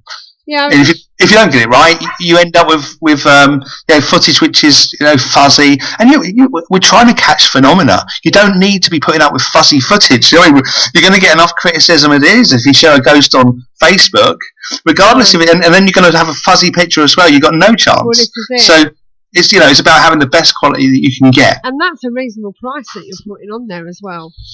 Yeah, it's one of those things. They're not going to. I bought those all in bulk to get the prices that I've got, and I've sold quite a few, but I'm not selling the volume of CCTV I was expecting. But that could be because people don't really understand CCTV. We've maybe not portrayed it in a simple enough way. There's lots of groups out there that want CCTV that don't have it yet. Yeah. And I think if they was to understand that actually, look, it's not that hard. It's a camera, a cable, and a recorder. That's it, but don't make mistakes of making it complicated by buying the wrong camera or buying the wrong cable or buying the wrong recorder, because you can easily get it wrong that way. So I've just tried to offer a recorder, a choice of cables, and the cameras. And the reason I haven't put them all together as like buy this set 8 cameras, whatever. Yeah, I have. It's because people want. Yeah, I want people to have the opportunity to choose what they want for their hookup. Yeah. I have met a lot of groups that can't be bothered with all the rig up, to be honest with you, all the hook up, Yeah, it's not for everybody, but it's one of those things that the people that use it love it. The people that don't use it are either thinking about it or they don't want to do it. Yeah. So Andy wants to know, is it working out for you, Tim, the store? Are you making a living?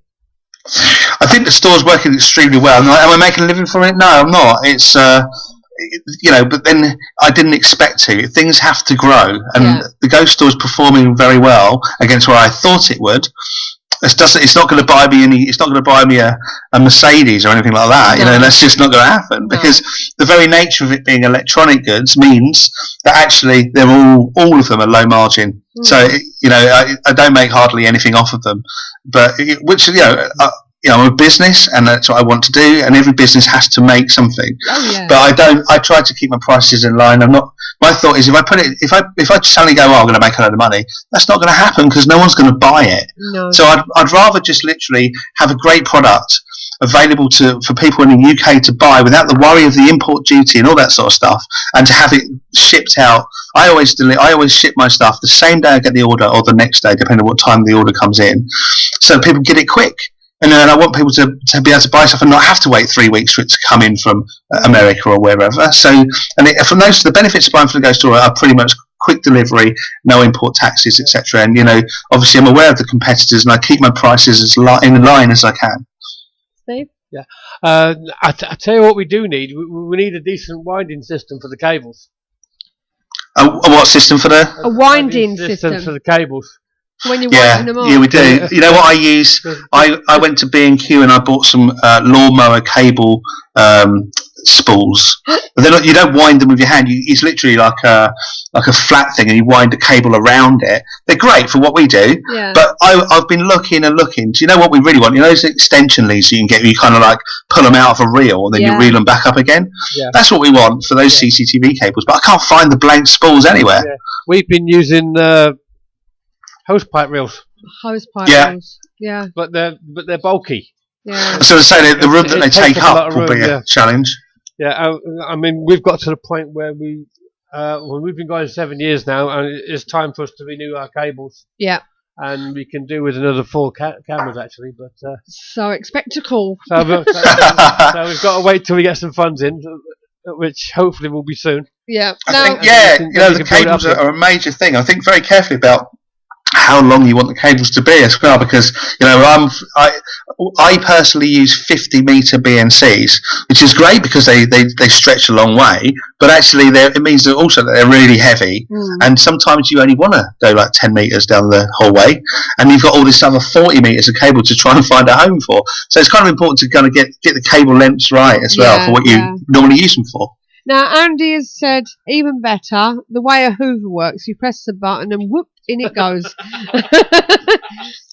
but he also suggested about thinking about putting together basic CCTV kits, thinking it would sell well, save people working out how to put the kits together. Yeah, I think the original point of putting them all separately was so people could choose the bits, but I think Andy's right, because unless you have a knowledge of CCTV, you're not going to know what bits you need. No. So to put like okay, this is a recorder, this is the cable, and this is the cameras would probably be helpful. Yeah. Well, I was thinking, was there a pack in there where altogether it would cost how much? You know what I mean? Sort of thing. For a basic CCTV TV kit.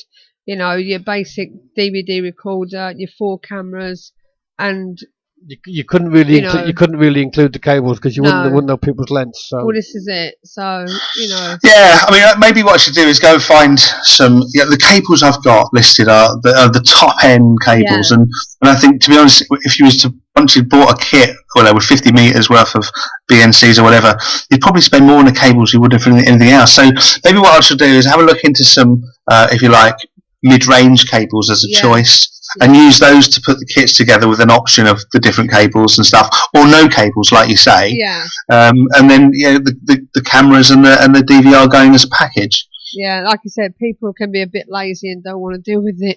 You know what I mean? So I think, to be honest, what I've found as well is that when we've used product videos just to sort of show what something does or give a basic overview of an instruction on how to use it, then what happens with that product, sales do go up for it because people suddenly understand it. And maybe we should look to do something similar around CCTV and DVRs and stuff. We've got John in Minnesota. He said, Hi, John. He said, if you're going to use CCTV, DVR, here in the States, as they call it, he says he goes wireless. Make sure you can view it in 1080, and also see if you can hook it up to the internet so you can leave it at a location for a while. Yeah, there's IP cameras and stuff that kind of do that. What I'd say about that is that, I looked at that as an option not for the Ghost Store, but for us as a team and how we would do that. And the reason we stayed with cable was because having used some wireless cameras, they were a little bit unreliable from one location to another. So in one place they were great, in another place they wouldn't work, and stuff like that. So and the other side of it is you got the IP cameras, which is John's describing, where they have like an internet address and you can link them directly to the internet. They're great, but I think, to be honest, that what we're faced with in the UK is we can't even get a mobile phone signal in some of these locations. So you're not going to get an internet reception, and so therefore we have to rely back onto the plug it in with a wire thing. And I think what John's saying is correct, but I think knowing the UK and how what the locations are like, I think you're going to have the problem where you're going to be struggling with reception, and as much as I would love to just ditch the cables, I personally, for my team, can't go there yet because I'm too worried that we would find ourselves in a location where we just can't get that to work. Yeah, Andy said he's had the same problem with wireless poor signal through the thick walls. Yeah, well, we had the same problem, didn't we? Because I mean, a lot of the locations, because of their age, they were originally built with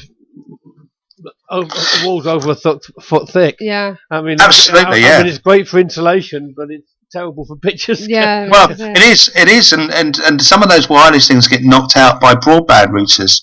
You know, they'll just conflict with the signal. And I know you can change them and stuff, but when you're doing, you know what it's like when you're doing an investigation, you're there, you've got 2 hours to set up. You don't want to be messing around. You just want to plug it in and have it to work so you can move on to the next bit. So anyway, Tim, where we've been asking each of us here what's the best and worst place they've ever been to. So I'm going to throw them questions to you. Where's the best place you've ever been? Well, my favourite place still remains to be the Myris Gun Battery in Guernsey, because it's just a fascinating location with loads of quite dark history to it, and it's a place where we seem to have got the richest results from. Worst place will be there's so many of them. I think the way it comes down to is any location that kind of doesn't really have any results, and that's, you know what it's like. You can go to the most haunted place where one team's been in and they've had like loads of results, and you walk in there and there's nothing.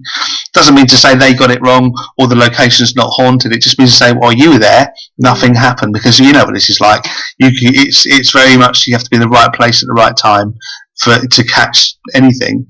And the more opportunity you give it, the more chance you got. So sometimes to turn up at location and nothing happens it's just one of those things. You have to keep going with it. So if you want me to name a location, don't you? I'm trying to think. Okay. This is a really tough one, because I'm gonna say I'm trying to think of all the like buildings that we've been to and nothing has really happened. And don't get me wrong, there's been a few, but I think one of the most disappointing things is when you go to somebody's house. Yeah. And you've heard the story, you've heard their accounts of it, and it sounds like Amateurville, doesn't it? You think, oh my God, what am I walking into? And you go there, and nothing happens. And you sit there for 2 or 3 hours, and there's nothing. And then they show you a picture of some orbs, and you go, this is interesting. And you go, well, let's kind of wrap that one up then, and we'll just give them a log sheet and carry on. And that's probably one of the most disappointing things, because you kind of hear it all from them, personal accounts, and you go there and it's nothing. But it's just, again, it's the right place at the right time, and that's always the ones that get me. The amount of times that we've been told that cupboard doors are flying open and all sorts. Yeah, I know you do, didn't you? And I don't know why it is, but then I think it's a lot of it's down to the psychology, because if you are in, say for example, you don't know anything about ghost stuff, however, and you suddenly have a couple of things that happen in your house which are weird, like, I don't know, a sound from upstairs, or you think that it's gone like a cold patch, or you've taken a photograph and you got dust in it, but someone somewhere has said that these are orbs and these are ghosts, so you all of a sudden say, oh my God, I've got ghosts in my house. And so what happens from that point is that every single little sound in the house is ghosts. And it all builds up into this massive thing, to the point of going, I've got to get somebody to come and do something about this. And they contact a paranormal team, and they come in with all this, they come in on the crest of this hype that's gone on in the person's mind about what's going on in their home, to often find that actually, it's more about an understanding of what's happening than it is about the ghosts, unfortunately. Well, this is it. It's like Andy says, it never happens when you're there. No. It's a shame that we can't rig CCTV up in someone's house for a month. I know it's ethically wrong, right? Because you can't do it. But those sort of things, to give them the opportunity to do something, would be great, because you could just leave the kit with them and leave it, and then you can come back and have a look at the data later on. When I always try and give them an overview of things that they can do. Today's everyone seems to have some kind of way of recording audio or videoing something. So I always tend to go through with them what they can do, because they're there 24 hours a day, we can't be. So give them some instruction on some basic investigation things and techniques and stuff, and get them to do some sort of data collection and stuff, and then just track it over a period of time, looking for any kind of consistency or anything that happens, and just carry on with the case like that. Yeah, we left the cameras there overnight once, didn't we? Yeah. And it turned out to be the little girl getting out of bed. Yeah. Yeah. You see, that's great though when that happens, isn't it? Because you kind of busted it. Yeah. Yeah. This is it. She kept seeing the door open. It was quite weird. She said she was half asleep and thought that her daughter was there, but when she opened her eyes, she didn't see nothing. Yeah, only the door moving. And then another time she'd she'd see her door moving a bit, but when we checked it at the exact time, her daughter came out, pushed the door open a little bit, and then went back to bed. So it was quite good. John in Minnesota said you're spot on. He said, but we actually do leave our DVR at the location for a week, so I don't know whether he gets any responses. That's great. I think that's a really good thing to do. I would like to do that. Yeah. And I think the only reason we haven't done it is because, I don't know, we just by habit collect the stuff back and take it away again. Maybe we should look at leaving stuff on site and giving the owner the opportunity to show us the footage or not, because I don't want to see people walking around in their pants in the morning and stuff. No, this is it. This is the thing.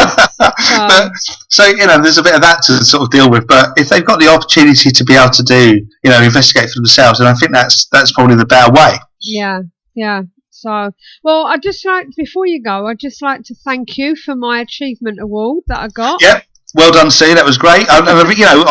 We was thinking long and hard about doing these sort of like awards. And it's not about kind of shouting around on the internet, look at us giving people awards. It's about just saying thanks to an individual and say, we think you did really well, and that was a great thing, or we really appreciated this. And that's what we did. And we've done them for a few years. And when we were talking about this one, we were talking about, the industry as a whole is so kind of mixed in and not always in a great way. No. And to have something which is a positive focal point that people can have the opportunity to buy into if they want to, or just be aware of it if they want to, etc., is great. And I've seen the work that you've done, not just this year or last year, but over many years with Shadow Seekers, and it's always the same theme of trying to get some unity and all that. And to be honest, I think people do want the unity, they want the friendliness and all that, but what they don't like is when someone else does it. Yeah. It doesn't matter. Someone's got to do it, and I think what you've done and the contribution you both have made to this positive angle that's there, available if should anyone want it, then I think it's great. And I think as a team we agreed that was not only a great thing but quite a brave thing to be so persistent with. And I know you guys have been under siege with stuff in the past, and you've just carried on with it because you feel it's the right thing to do. And I think that was a well deserved recognition from us. Oh, thanks, Tim. That's great. I've got one more question for you. Do you sell on your website or do you use eBay? Do I use eBay? Yeah. Is it just on your website that you sell your stuff? Yeah, no, the spiritual stuff that I was trying to I took it off the Ghost Store because I wanted to create more space for other things that were better selling. So what we did is we went onto eBay and we were selling stuff, to the spiritual stuff to clear through there. But other than that, I don't use eBay. Right. Okay. And another thing we'd like to thank you for is the REMDD. We absolutely love it. It's brilliant. It's brilliant. That REMDD. The REMDD is one of those very cool pieces of kit, isn't it? That kind of comes along every now and again. You go, that's just nuts. I don't understand how it works. It just works. The amount of people we've made jump. Well, you know what? It's one of those things, again, you can use it in so many ways. People use it as a communication tool. People use it as a monitoring tool. And so it goes on. But the opportunity it gives you to be able to do stuff with your investigation is great. And it's from that point, it's a great piece of kit. Yeah, so we use it every time, and every time we get some good results, don't we? Yeah, it's never failed to go off at least once on a night. That's the MDD, John in Minnesota. If you go onto his website, you'll be able to see it. All lights and buzzers, so it looks good to everybody going. Yeah. It's one of those things that I'm always out of stock of, but I guarantee I've got like 7 or 8 of them coming in. They'll be with me within the next 2 weeks. Yeah. And I've already ordered some more to follow on from that because I know that they'll be gone in no time. Because it's like I say, it's one of those pieces of kit that everyone seems to want. And I like about your stories that you put them YouTube videos on so you can show people how it'll work. Yeah, I think that's really important because, the perspective that at the end of the day, what I don't like about ghost hunting kit is it's all black boxes. You know what I mean? It's not really distinguishable. So someone that's maybe not maybe into the knowledge or really into gadgets would just go, I don't really know what I'm looking at. They all look the same to me. Yeah. So it kind of needs something. It needs like a video or some kind of explanation. I don't like personally reading like loads of text. No. I like to look at pictures and I like to look at videos. So I've tried to make the store how I would like to shop from, how I would like to be a customer at. Yeah, it's brilliant. So, it's a great idea. Because obviously, when Tom's Gadgets was around, there wasn't really much like that going on, was there? No, I still, I bought loads of stuff from Tom's Gadgets. I thought it was great. The service was good. It was all right. And the gadgets were there, weren't they? And so, but he's gone. So maybe that's a sad thing. But I don't know what happened there. No, or you just went into different things. I don't know. Yeah, well, this is it. So never mind. But you're there on our website. Brilliant. Thank you very much. So advertising you, and we've got your events on there as well on the PE for you. So as I say, it's all good. So, brilliant. If you've got any more events, let me know and I'll take a look and sort Okay, we'll do. All right. Well, don't be a stranger, Tim. You know what I mean? And if you get anything new coming along, just let us know and, we'll get you on to talk about it. Oh, that'd be fantastic. That's brilliant. Thank you very much for your support as well. No problem. 24/7, 100%. Brilliant. Thank you. All right. Take care. Bye-bye. Take care. Bye. See you, Tim. Cheers. Bye. Bye. Well, that was Tim from Pigs, and funny enough, Thomas Gadgets went, and all of a sudden they were there. So whether they've, hopefully they'll take over where Tom's Gadget left off. I think they timed that just about right, didn't they? I think they did. They came not through. knowing, but no, because nobody seemed to know that. What happened to Tom's Gadgets? They just disappeared on us. And he actually sounds like a decent, genuine guy. He is, he really is. And like I say, I like the way that when you go onto their website, they've got little YouTube things, to sort of explaining how the gadget would work and what have you. You don't normally see that, do you? It's not. That's important. It's very important. So, but as I say, it really is good. So, right, guys. Coming soon. Yes, I'm going to let you know what's coming up next week because time is fleeting. We have Steve Johnson, as I said. He is a prophetic seer, not pathetic, prophetic. We're going to talk to the man who dreams the future. So we'll find out more about him. And Steve Mera, BSc, he's going to be joining us live in the hub. And he rates this guy. He actually went up to him and said, I want to know more about you. So, so it would seem good. Steve Muir is very interesting to talk to. He's very knowledgeable, nice guy, down to earth, and he'll explain anything for you. Steve? Yeah, he is. So, this is it. But, as I say, so, Jeff, what's up with you? What's happening with you in the next few weeks? Well, next weekend we're at Manchester Transport Museum doing an investigation. Lovely place. And that's with a group called Stockport Paranormal Investigators. Mm-hmm. Good group, very friendly. I'm looking forward to that.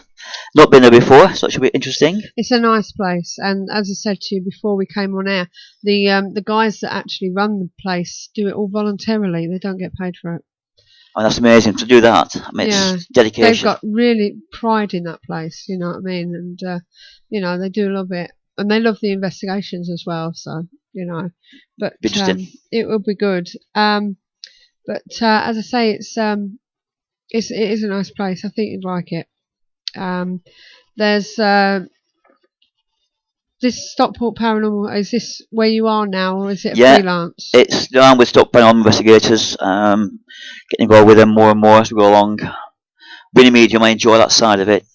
Right. To give proof that there are things there. Yeah.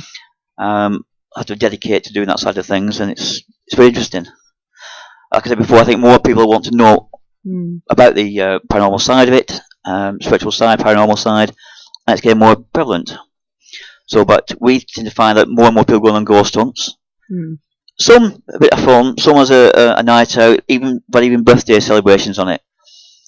But I will say one thing: when they've experienced it, they don't forget it.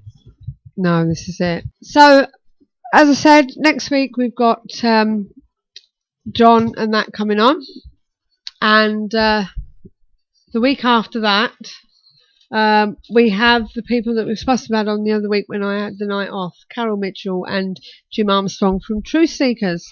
Yes, so, can I just say that it wasn't just that she had the night off, she was really sick. She was poorly sick and not well.